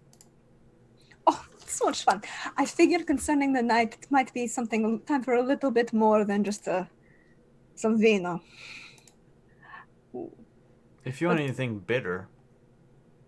Bitter I can do. Bitter is fun. Like dark chocolate. It's just not grappa, s'il vous plaît. No, I know most people don't like grappa, but it's also not time of day for grappa. Grappa you're supposed to have in the morning. At this time of day, it should be strega, and I know that none of you would enjoy that. I do, but... Add a character, Strega is awesome. Strega is awesome, but 90% of the world does not enjoy it, and it's just sad. So she'll actually pull out a bottle of Frangelico and a bottle of Sambuca. And then light the little burner that she's keeping on the bar herself and start the espresso pot. Because it's that time of the night. It's espresso with a little Sambuca and a twist of lemon. Did Isolina take the book, or did I take the book? I could have taken the book if you had nowhere to really. I probably didn't have throw it any away. pockets. Yeah. Yeah. Jasser's not a pocket type of person. Okay. It's the nice thing about having that huge floofy bottom. It's where you hide all your secrets.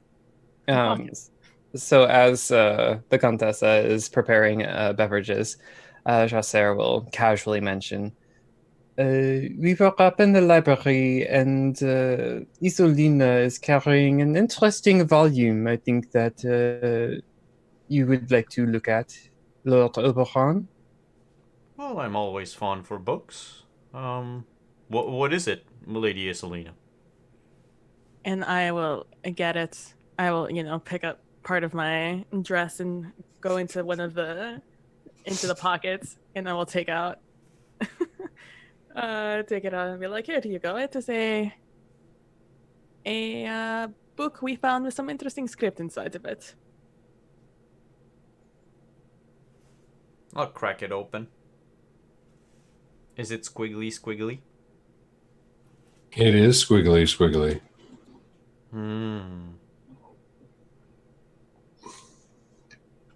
As you surmised before, even though it's not a language you can read, it is one you're familiar with, and this is Unseelie as well.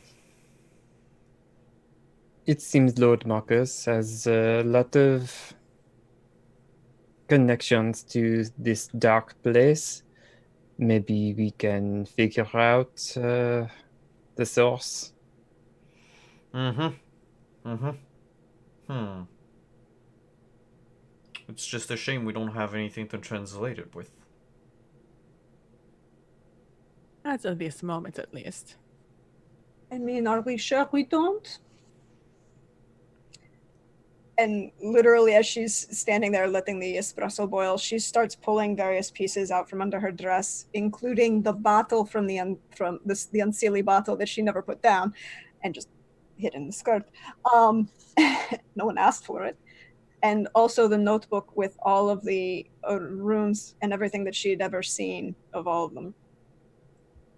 Just to clarify, the wine bottle was Sealy, not unseelie. Yeah, but I know. That's how we determined which it was, and Yeah. that we would have some. I mean, she's assuming that it's like a dialectical difference necessarily. I mean, maybe Fair enough. that you could have different pieces. You know, as many pieces. She's presenting as many pieces as she has. Not all of the gears that she has; those she's mostly left behind. She left in her dress. It is amazing how quickly you can produce such things. I have seen quick changes in my life, and your hands are as fast as any. Most people aren't looking at my hands when I'm talking to them. That is a shame. They are very art. Thank you for that one. Mostly they're looking here, or well, no, they're looking here. Those are the distraction. They work very well for it. I can see. Oh, thank you. I do appreciate it. And at the same time, she reaches into her hair and pulls out the pen. I'm assuming we might need this at some point. The quill from the machine room. Well, I can probably set about trying to, I don't know, figure out some sort of language or alphabet or words from this tome, but it might require a lot of time.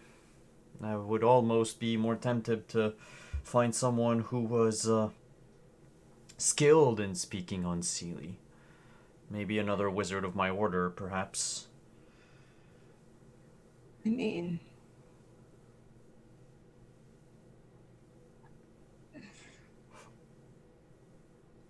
there's the creepy Talbot fellow who left you his card.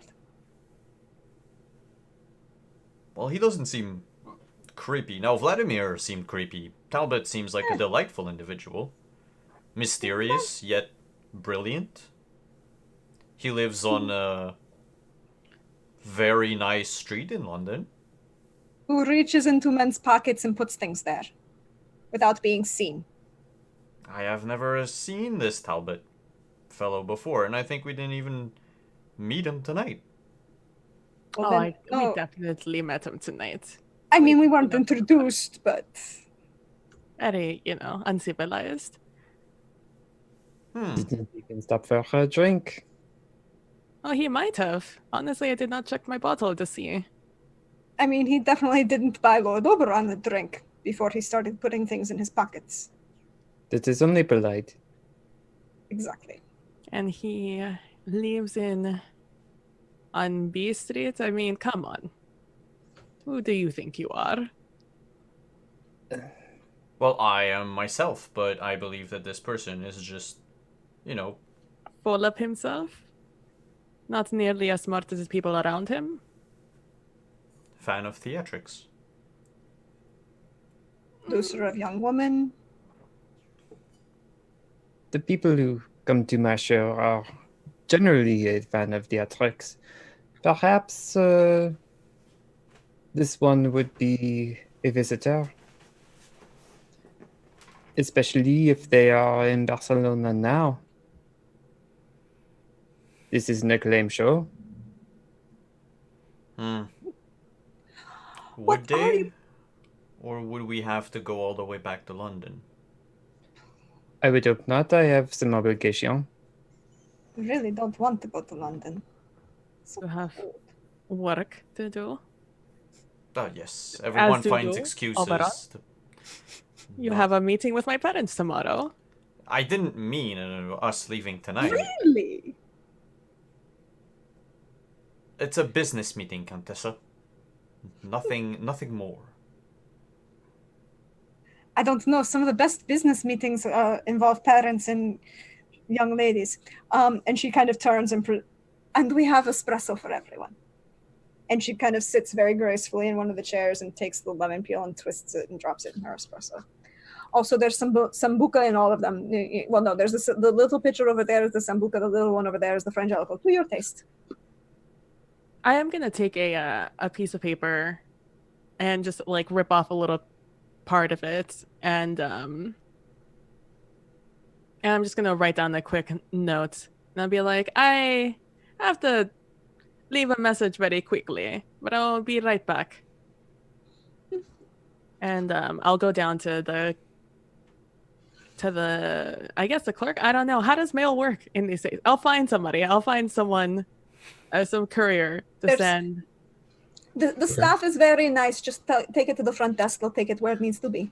Where are you wanting to send it?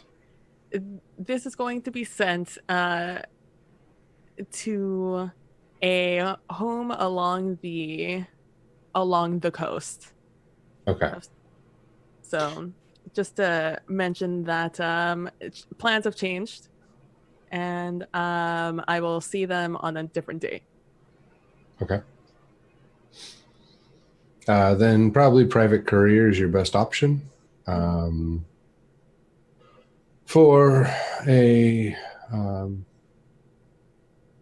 couple notes, you can probably ensure that it will get there safely. Leave it at the desk. Basically, you're tipping the person at the desk to make sure it gets to a good courier who can then send it along. Absolutely, and a little bit extra. But Okay. I'm just being so cute. And then I will make my way back up. All right. Be like, And okay. you return back to the room while Isolina is making her delivery. What are the rest of you doing?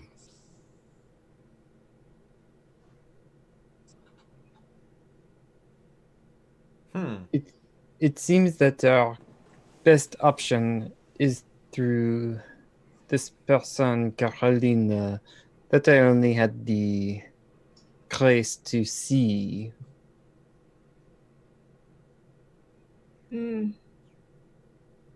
Yes, Carolina Morones.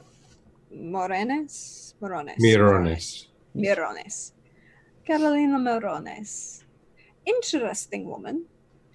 I have yet to find the woman who enjoys packing a knife in the boning of her corset.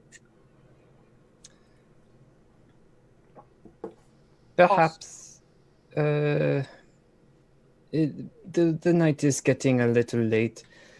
Perhaps leaving some tickets with her for her and her benefactor. I mean, if we phrase it the right way, it could be most entertaining. I would leave that up to you, but of course I would have some seats for all of you. Oh, that would be wonderful. What are you performing this time, Giselle? I am playing as Saturninus in Titus Andronicus by Shakespeare. Oh, one of the more fun plays. It is a lot of drama and twists and turns, to be sure. Almost as much fun as the history that it's based on. Indeed. I mean, it's that, or Coriolanus. I love Coriolanus. But Titus Andronicus, that is a fun one. Oberon, you have to come with us, though, to see this. Giselle is a fabulous performer. Oh, merci, madame. Oberon is just looking through the book and go like, yes. That's good. I'll make an appointment, and you're going to have a new suit for it. Oh, I have. Where are you staying, Oberon? Huh? Where are you staying? Oh, I'm staying at the name of the hotel. Okay.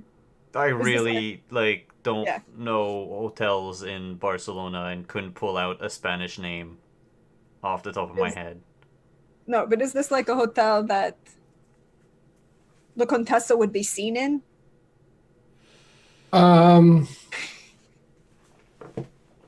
It depends on how snooty the Contessa is going to be that day. Possibly it's merchant class, slightly higher.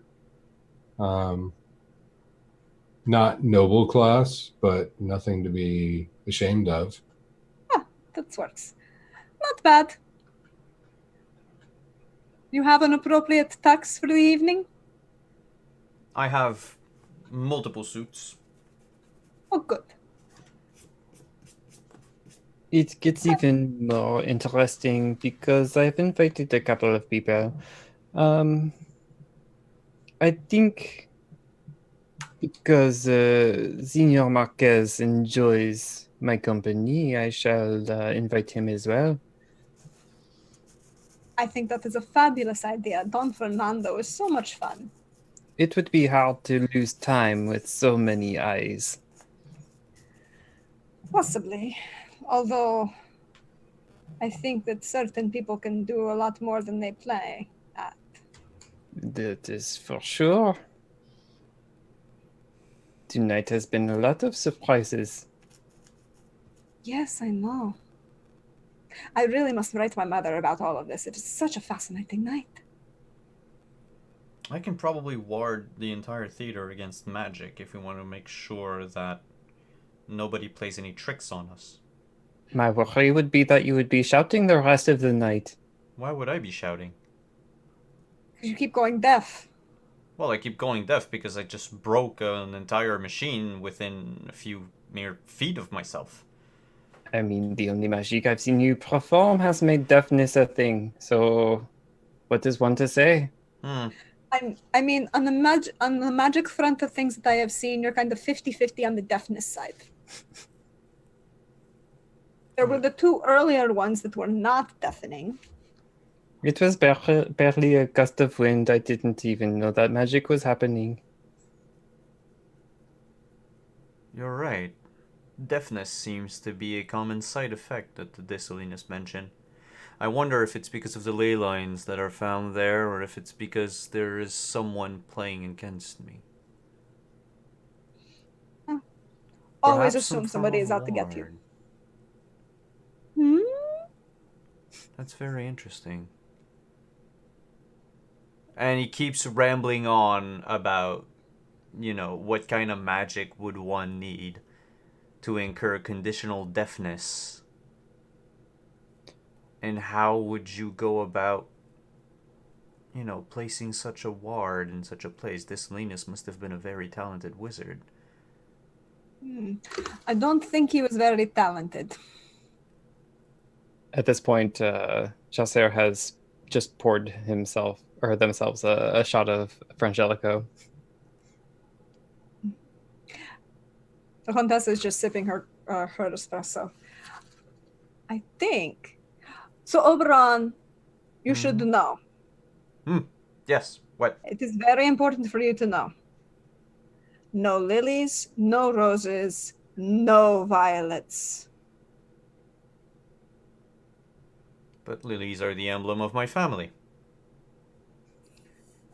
Everything But I it's own really- has a lily on it. But you're not going to present them to me when you escort me to the theater tomorrow.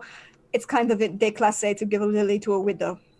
Oh, you meant as flowers. Yes. Why should I give you flowers? Because you're escorting me to the theater tomorrow night for Giusere's performance, as we, attempt to attract the attention of another stuffy Englishman, who's a creeper. But I thought you were coming to pick me up. Shouldn't you bring me flowers? No, monsieur, you will be picking her up. But didn't you say you were to come to my hotel or something? Or have I misheard? No, the question was whether or not you were staying here tonight or if you were going back to your hotel. Well, it only depends Actually on. had a hotel. Well, I Do you have. Do you have a restroom? I need to take a quick break. She's gonna gesture to whichever room is the powder room. I'm assuming I have a suite, so there's one on one side. Yeah, that's fine. Jasser extricates themselves. From. Don't worry, I figure you're probably spending the night reading that book, Signore, Uh-huh. or attempting to at least. Would Try you like to. something more than coffee? If you have anything stronger than coffee, but I think coffee will do quite well. Well, I'll just, double up on the espresso. A triple should do it. And she's gonna make him a triple shot. That'll work. Thank you. The Arco de Leona is where I'm staying. The Arch of the Lion, I believe. Not bad. Heard positive things. You're probably not spending the night there tonight.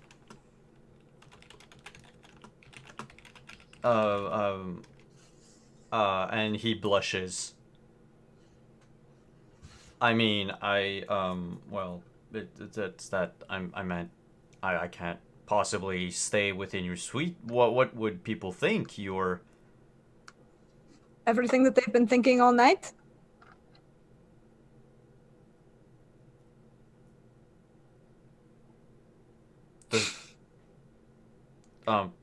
But I have a book to read. I can't partake in any other activities. I mean, it's just.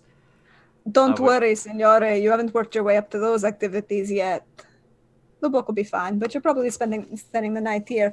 I do have a suite for a reason. That'll be 2 orders for breakfast. What do you want? Well, this is also sudden, and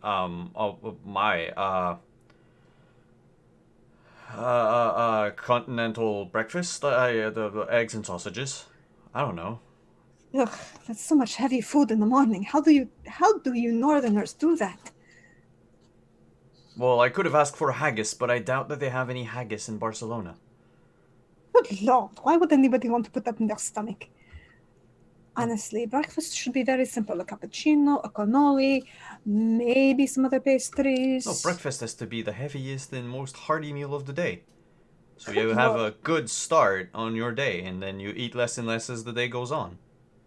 That explains a lot about Englishmen now. You're so full all day that you don't have time for or energy for any of the other things. But don't worry, Signore. Yeah, Don't worry. No one will say anything. He just goes back. He just picks up the book and shoves it in his face. And she'll And just wrinkles kind his of nose. she'll just kind of sit there sipping her espresso. And bring slowly when it's done, she'll bring him over the triple shot and then a second one. This will be about the time that Isolina returns.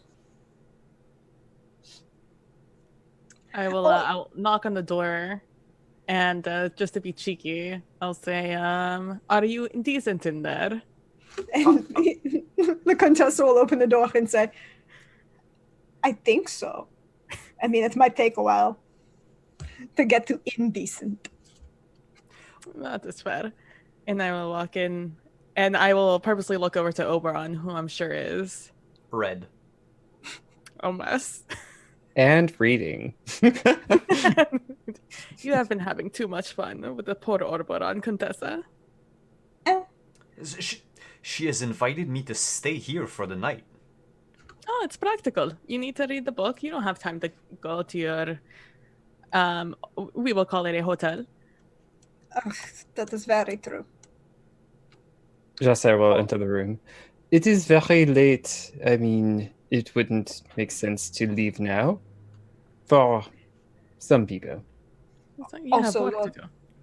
Oh, you have work to do, Lord Oberon, and most of those items that are sitting there that are going to help you read that book aren't leaving this room. So. And I think Oberon will stage whisper to Jasser.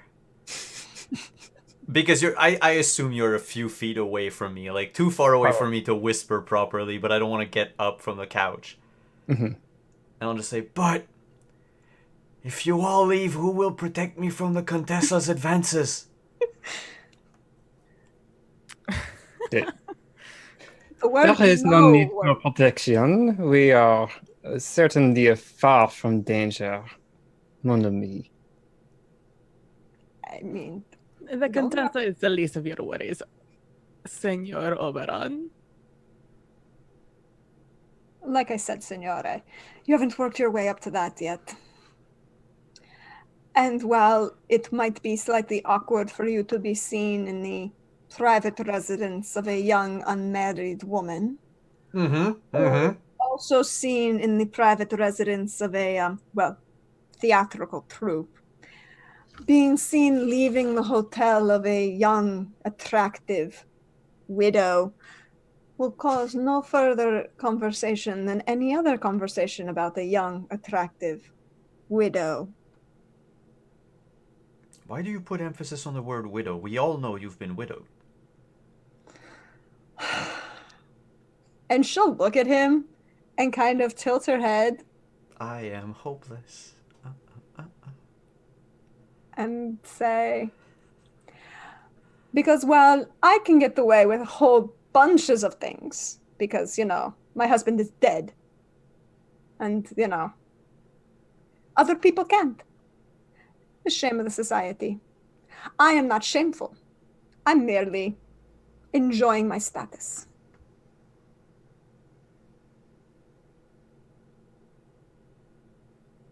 I have been too far away from the society for too long. I've been staying with the order for far too long.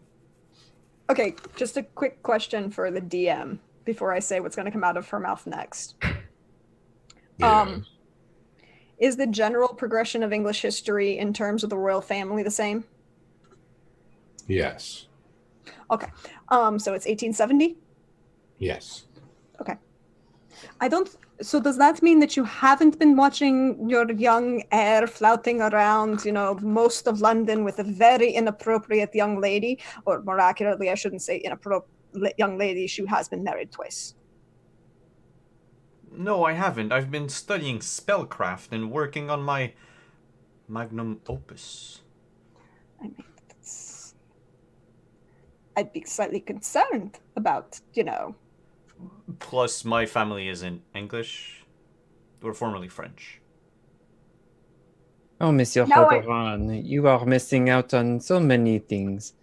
But it is clear you have a passion for things in that book. Maybe putting that book aside and feeling that passion for other things. Such as what? I need another drink.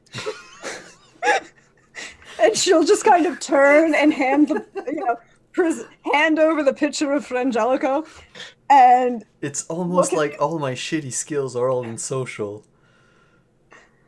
and then turn and look at Isolina, and just kind of give this look of like, now it's a challenge. Oh no. I'll come to the rescue for Oberon, and I will say, so we have, what have we discussed while I was off speaking to the clerk? Only that the Contessa would like me to stay here the Oh night. my gosh, aside from that. No, that is literally the only thing we discussed. Only thing. Okay, well, No. We also discussed the fact that you are going to escort me to Gisèle's theater performance tomorrow, as we attempt to invite Carolina and her patron. Yes, no roses, Talbot. or lilies. It's not as bad for widows. no violets, and no lilies. Oh, that's a very interesting idea. I did not know you had a performance tomorrow, Giselle. Well, what hour? We do. What is the day for tomorrow? We'll say tomorrow is opening night. Okay. So it's like a Friday? Yeah. Thursday? Okay. We have a performance at around 6 p.m. after dinner. Uh-oh. I am very. What are you doing? What's the performance? The show is by Shakespeare, Titus Andronicus. I am Oh, playing the role of the villain, though you should not think of me as that. I am a good actor. of course, Joseph. I spent an entire evening with you. I feel like I understand you a little bit at this Oh, point. merci, madame.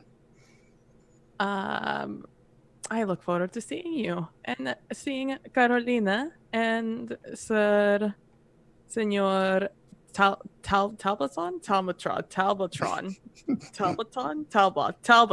Talbot. That one we got there, right? Talbot Yes, Talbot. with Senor Talbot. Oh, at least I asked you, Senor. Senor Marquez, he is quite the fan. Oh, that's even more interesting. So, what are we planning on telling Senor Marquez? They do not get along, Talbot and Marquez. It is my opinion that the more eyes on the performance means the more eyes on Talbot.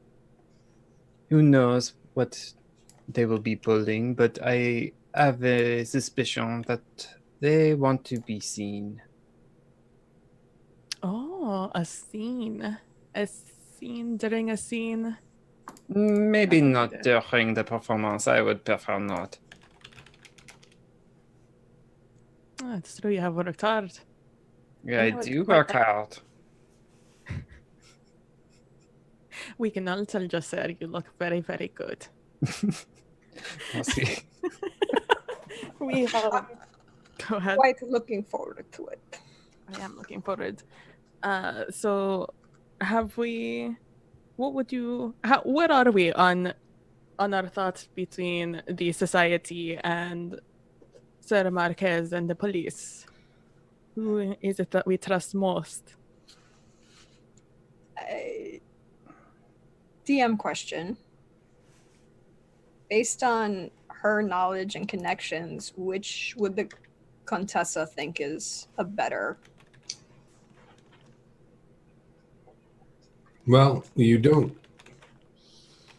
only know rumors and hearsay about the Promethean Society at this stage. So the only thing you have to go on besides that would be your sizing up of the character of both Karolina Morones and Vladimir Korsakov, as you have not yet had the pleasure of meeting Mr. Gerald Talbot. She's convinced he's a creeper. Yeah. As for Senor Marquez, you know that Senor Marquez is well respected throughout the city, as is his family, and that he is quite adept at investigative types of pursuits, as well as coordinating military campaigns. I mean, if we are going to trust any of them, all I can say from my personal opinion and my personal, experiences, I would say that Don Fernando has a proven record that is public and I am aware of. These Prometheans, aside from meeting Signore Kosakov and Signorina Carolina, I have only vaguely, at the most vaguely, heard rumors of him. I have yet to see any actual action from.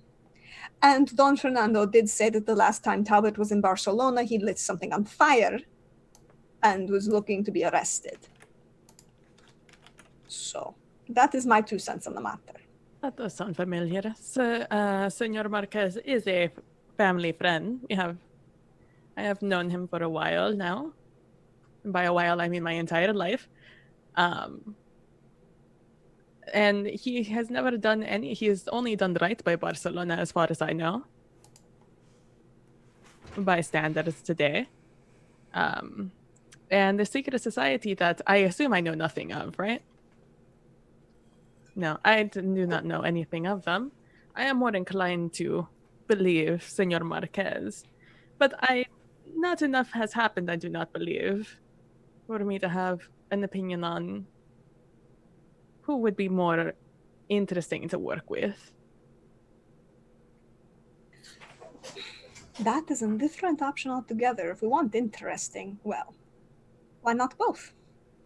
Sometimes to get information, we need to press, and it seems like Senor Marquez knows the buttons. That is true. If there aren't enough complications or chaos, I've also invited Signore Jamie Santiago to the performance. Who is that? Is he related to that the lady that I met earlier tonight, Maria Santiago? You would be able to put two and two together that yes, they are related. Isolina would know that the Santiagos are a fairly well-respected family in town. Older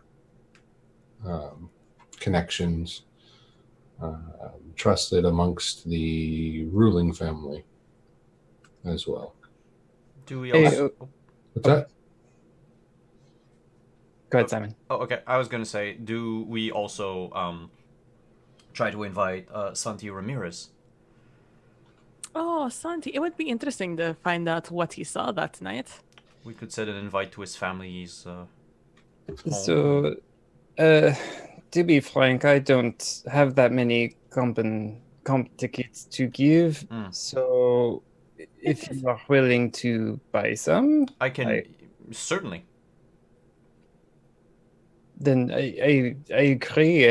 Any people that we can get into this theater, it'd be wonderful. If we just tell Jeanette that we are going to the theater, everyone who is appropriate will know. The beginning of its opening night, who wouldn't want to be there? It would be interesting to see some of these other people in a different context. Maybe Laurence or Jeanette as well. It would be so nice to see Lawrence. I did not get to see him tonight. Off working on business as always. I'm sure Jeanette let the world know that. Before I make a complete fool of myself, would my buying a ticket for a young gentleman be unwise or seen in poor taste? It depends. Are you buying a ticket for just him, or for him and yourself, or him and a number of other people? Oh, this is very complicated. No, just him. Then you're just encouraging a young student that you're wishing to facilitate and encourage to the theater. There's nothing awkward about an elder gentleman purchasing a gift for a younger one. Then Just say that you want to be his patron. Possibly.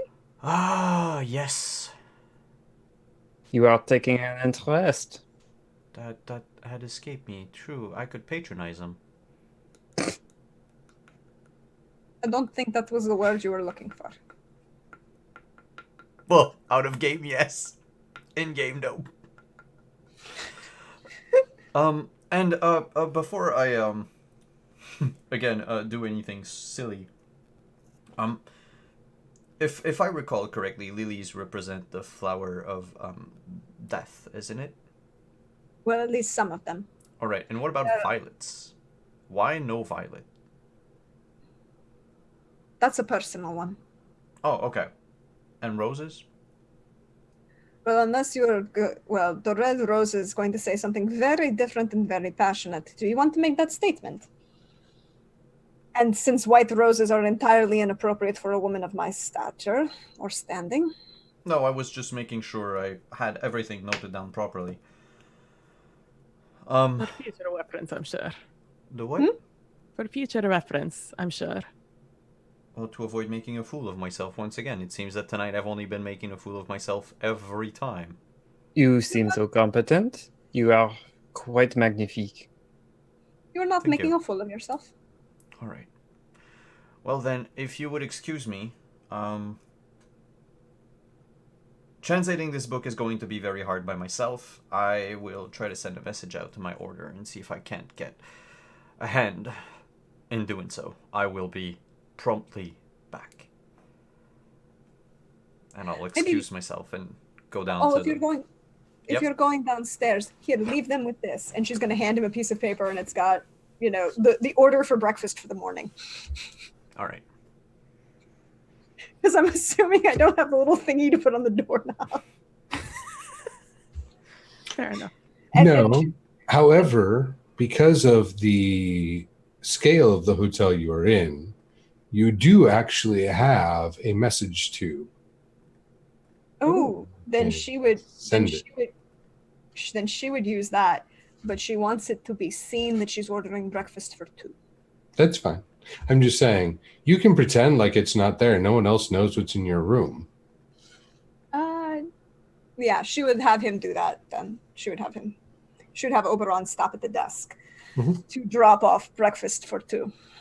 Social manipulation every time. And I will send out the message I sent you. Oh, yes, I got it. I picked up on this.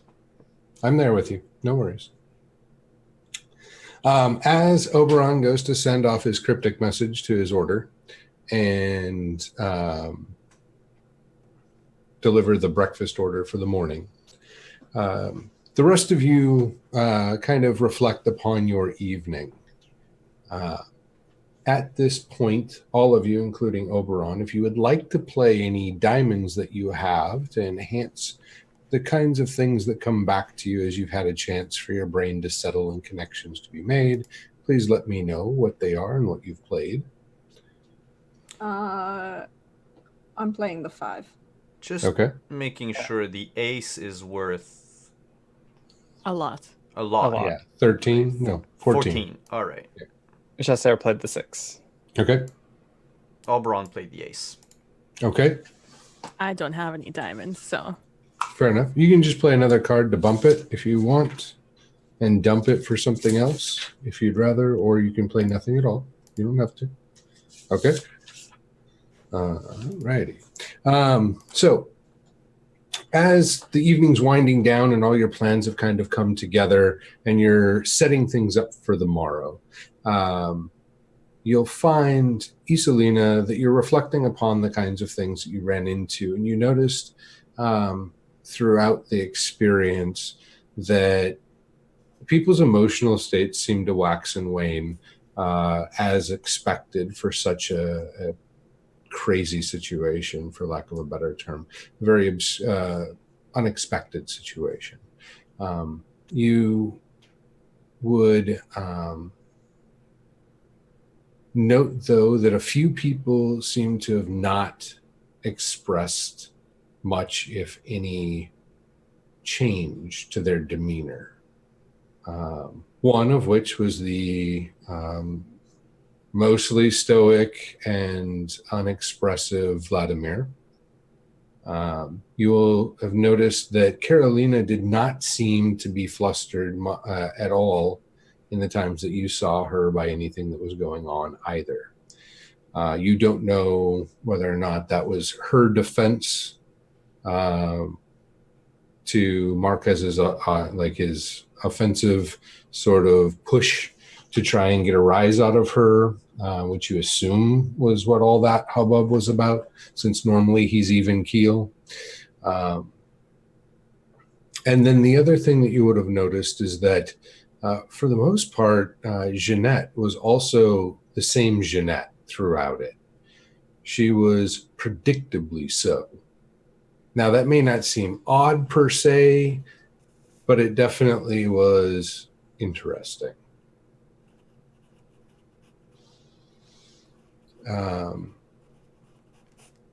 As we move on to the Contessa, some of the things that you remember as the evening went on and the experience played its way out.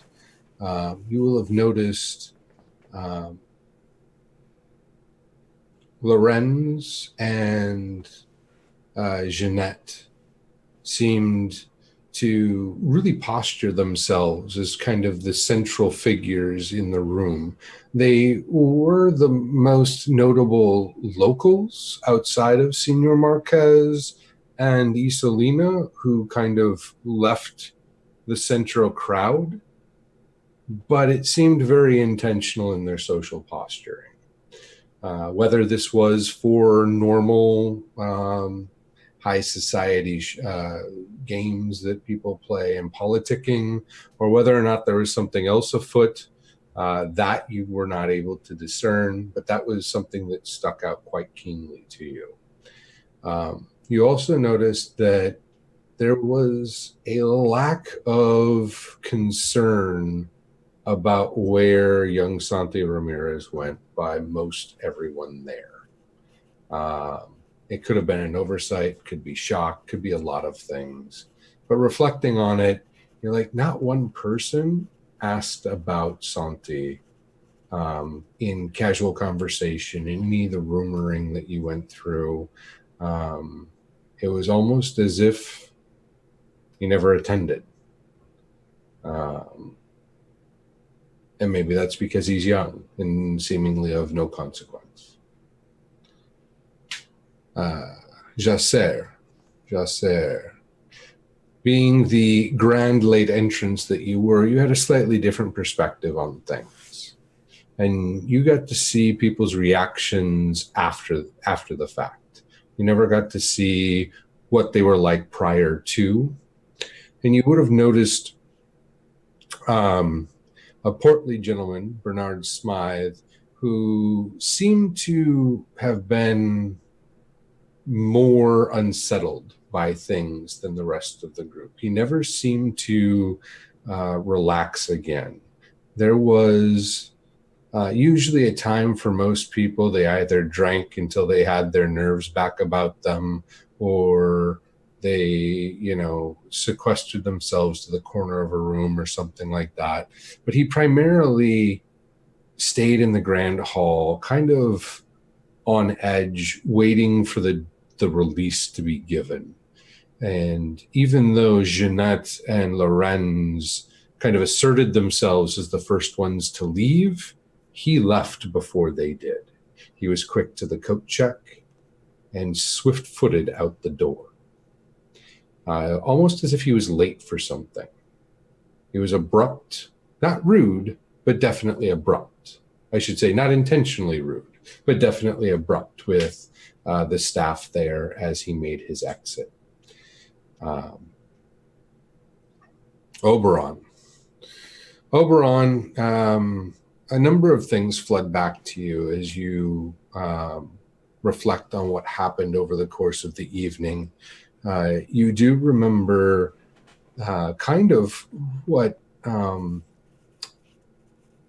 the Contessa had picked up on with Santi. He seemed to fly under everyone's radar. Again, that could be social. It could be the fact that he doesn't command a presence yet, being such a young noble at age 16. But it could also be that he's fairly good at blending in. He's fairly good at making himself small in a crowd. It was different, not bad, but definitely different. As you looked or kind of cascaded your memories back, you noticed that there were a number of oddities throughout the manor, different items that for you had some sort of mechanical inclination that had you enough time to peruse the house freely, more as a museum. You would have been able to drink them in and maybe see what their purpose was. Some of them were trinkets on the shelves. They didn't come across as magical as you had looked for originally, but they definitely came across as though they had moving parts or some sort of keen craftsmanship about them. The same went with the library. You found the globe, of course, but the bindings on some of the books were quite exquisite as well. The oddest part about the room downstairs is that it seemed to be missing things. It was so empty for one machine. Mm-hmm. You're pretty sure that had to do with the way it communicated its messages. That De Salinas had created things the way he had to keep people out, to scare them off, and to make sure that there was only one place for that message to appear when it was time. You also are certain that you never actually tapped into the full ability of the machine itself. And you believe now, after like scanning back to all the parts that were scattered across the floor, that whatever was in that housing, if you had recalibrated it or maybe used some sort of key or something of that nature, that you probably would have gotten much more detail to the messages that appeared on the sheets of paper. And speaking of those parts, there was a strange pattern as things hit the floor, and kind of just thinking inward and reimagining how everything kind of fell. There was a gap. And it was a gap that was toward the left-hand side as your back was facing the door. And it sort of looked like the shape of a heart. Not sure what that means, but it really strikes you as odd now. Before, you're just like a scatter pattern, because it wasn't completely like no stone floor peeking through, but this was a larger space than any of the others. And when you turned to walk out and you looked back over your shoulder, you saw it in a new angle for the first time. And reflecting on that memory, it had a heart. And it was missing. And you are now convinced that your watch did not break. Somehow, time froze. It's the only logical explanation in your mind as to how the card got in your breast pocket, at how the machine got rendered inert, and yet you did not see anyone other than one man standing just inside the doorway. In fact, he was just inside the doorway enough to leave enough space behind him for someone to walk past, and yet enough presence about him that he would take up anyone's view who might look through the doorway into the hall. And on those revelations, my dear friends, we will end our session tonight as we prepare for a theatrical performance next week. Before we leave, we will do our outros, everyone. Simon, if you'd like to kick that off. Yes, sure. Well, won't do my outros right away. I'll keep them for last. But thanks everyone for coming. Thanks everyone for watching. Thanks for hanging out in chat. Thank you all for playing and for hosting, Chris.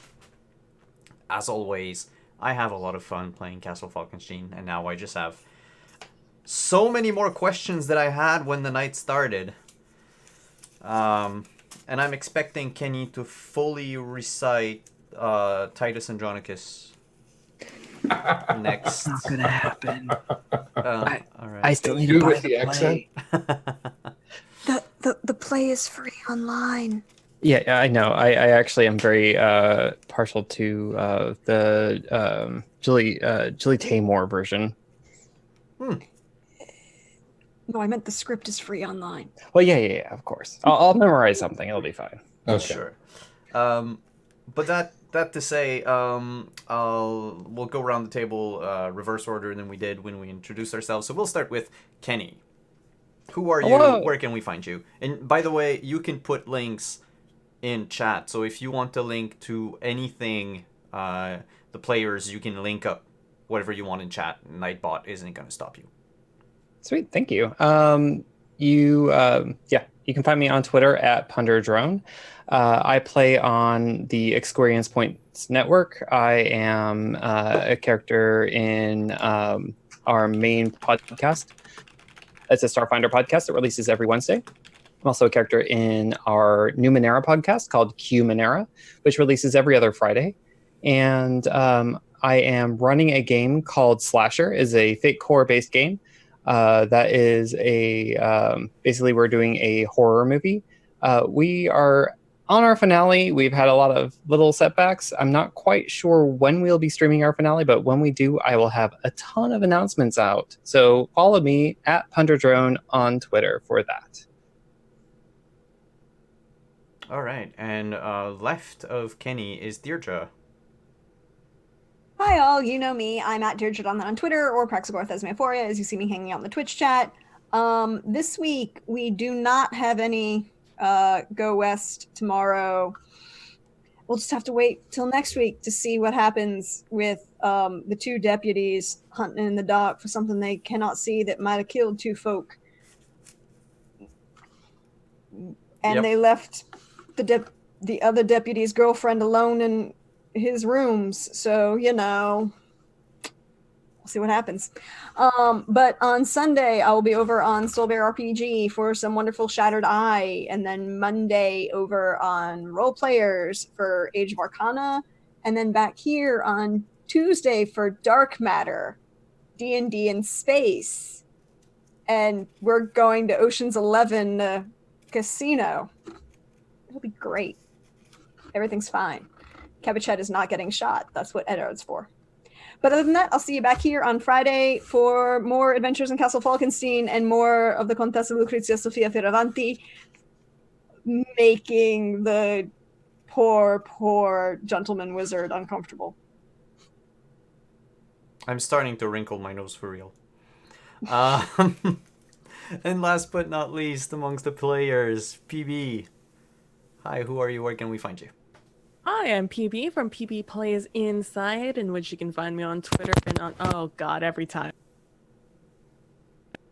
Hopefully I'm not crackling. If I am, I'm sorry, I'll do it fast. PB from PB Plays Inside. You can find me on Twitch at 6 to 9 on PB Plays Inside, and this is, I think, my only game of the week, so find me doing variety gaming over on Twitch and on Twitter. I like to talk to you guys, so follow me there so I can talk to you guys. And let's move on to our host. Thank you, Simon. I'm Chris Geary. You can find me on Twitter at Chris Geary. You can find me here every Friday as the host of Adventures in Castle Falkenstein with these lovely cast members. Thank you, each of you. I appreciate you all. On Sundays, you can also find me over on Soulbear RPG's channel with Deirdre and Simon as we play in the Shattered Eye. Outside of that, that's the majority of the things I have right now. And, I'm Simon at Wandering DM. Hi, welcome. This is my channel. We play various RPGs all week here. On Mondays, you can find me over on Role Players instead of this channel on twitch.tv/roleplayers, where I DM a game in my homebrewed setting called Age of Arcana. It's a D&D 5th edition science and sorcery setting. And then on Tuesday, we play Dark Matter. Thursday, we play traditional 5th edition D&D here on Wandering DM. And then on Friday, it's Castle Falkenstein. Saturday, except for tomorrow, is our Pulp Cthulhu Go West, the Western Weird West game of Cthulhu. Again, not tomorrow, surprisingly. And then on Sunday, you can catch me on the Shattered Eye. Thanks everyone for coming. Before we leave, let's just raid our good friends at, I want to say Scrat, but I don't remember if Scrat is live at the moment. So we might just raid. No, I have no. You want to raid Kika? Kika's playing Magic. Oh, we can raid Kika. Kika VO? Yeah. All right.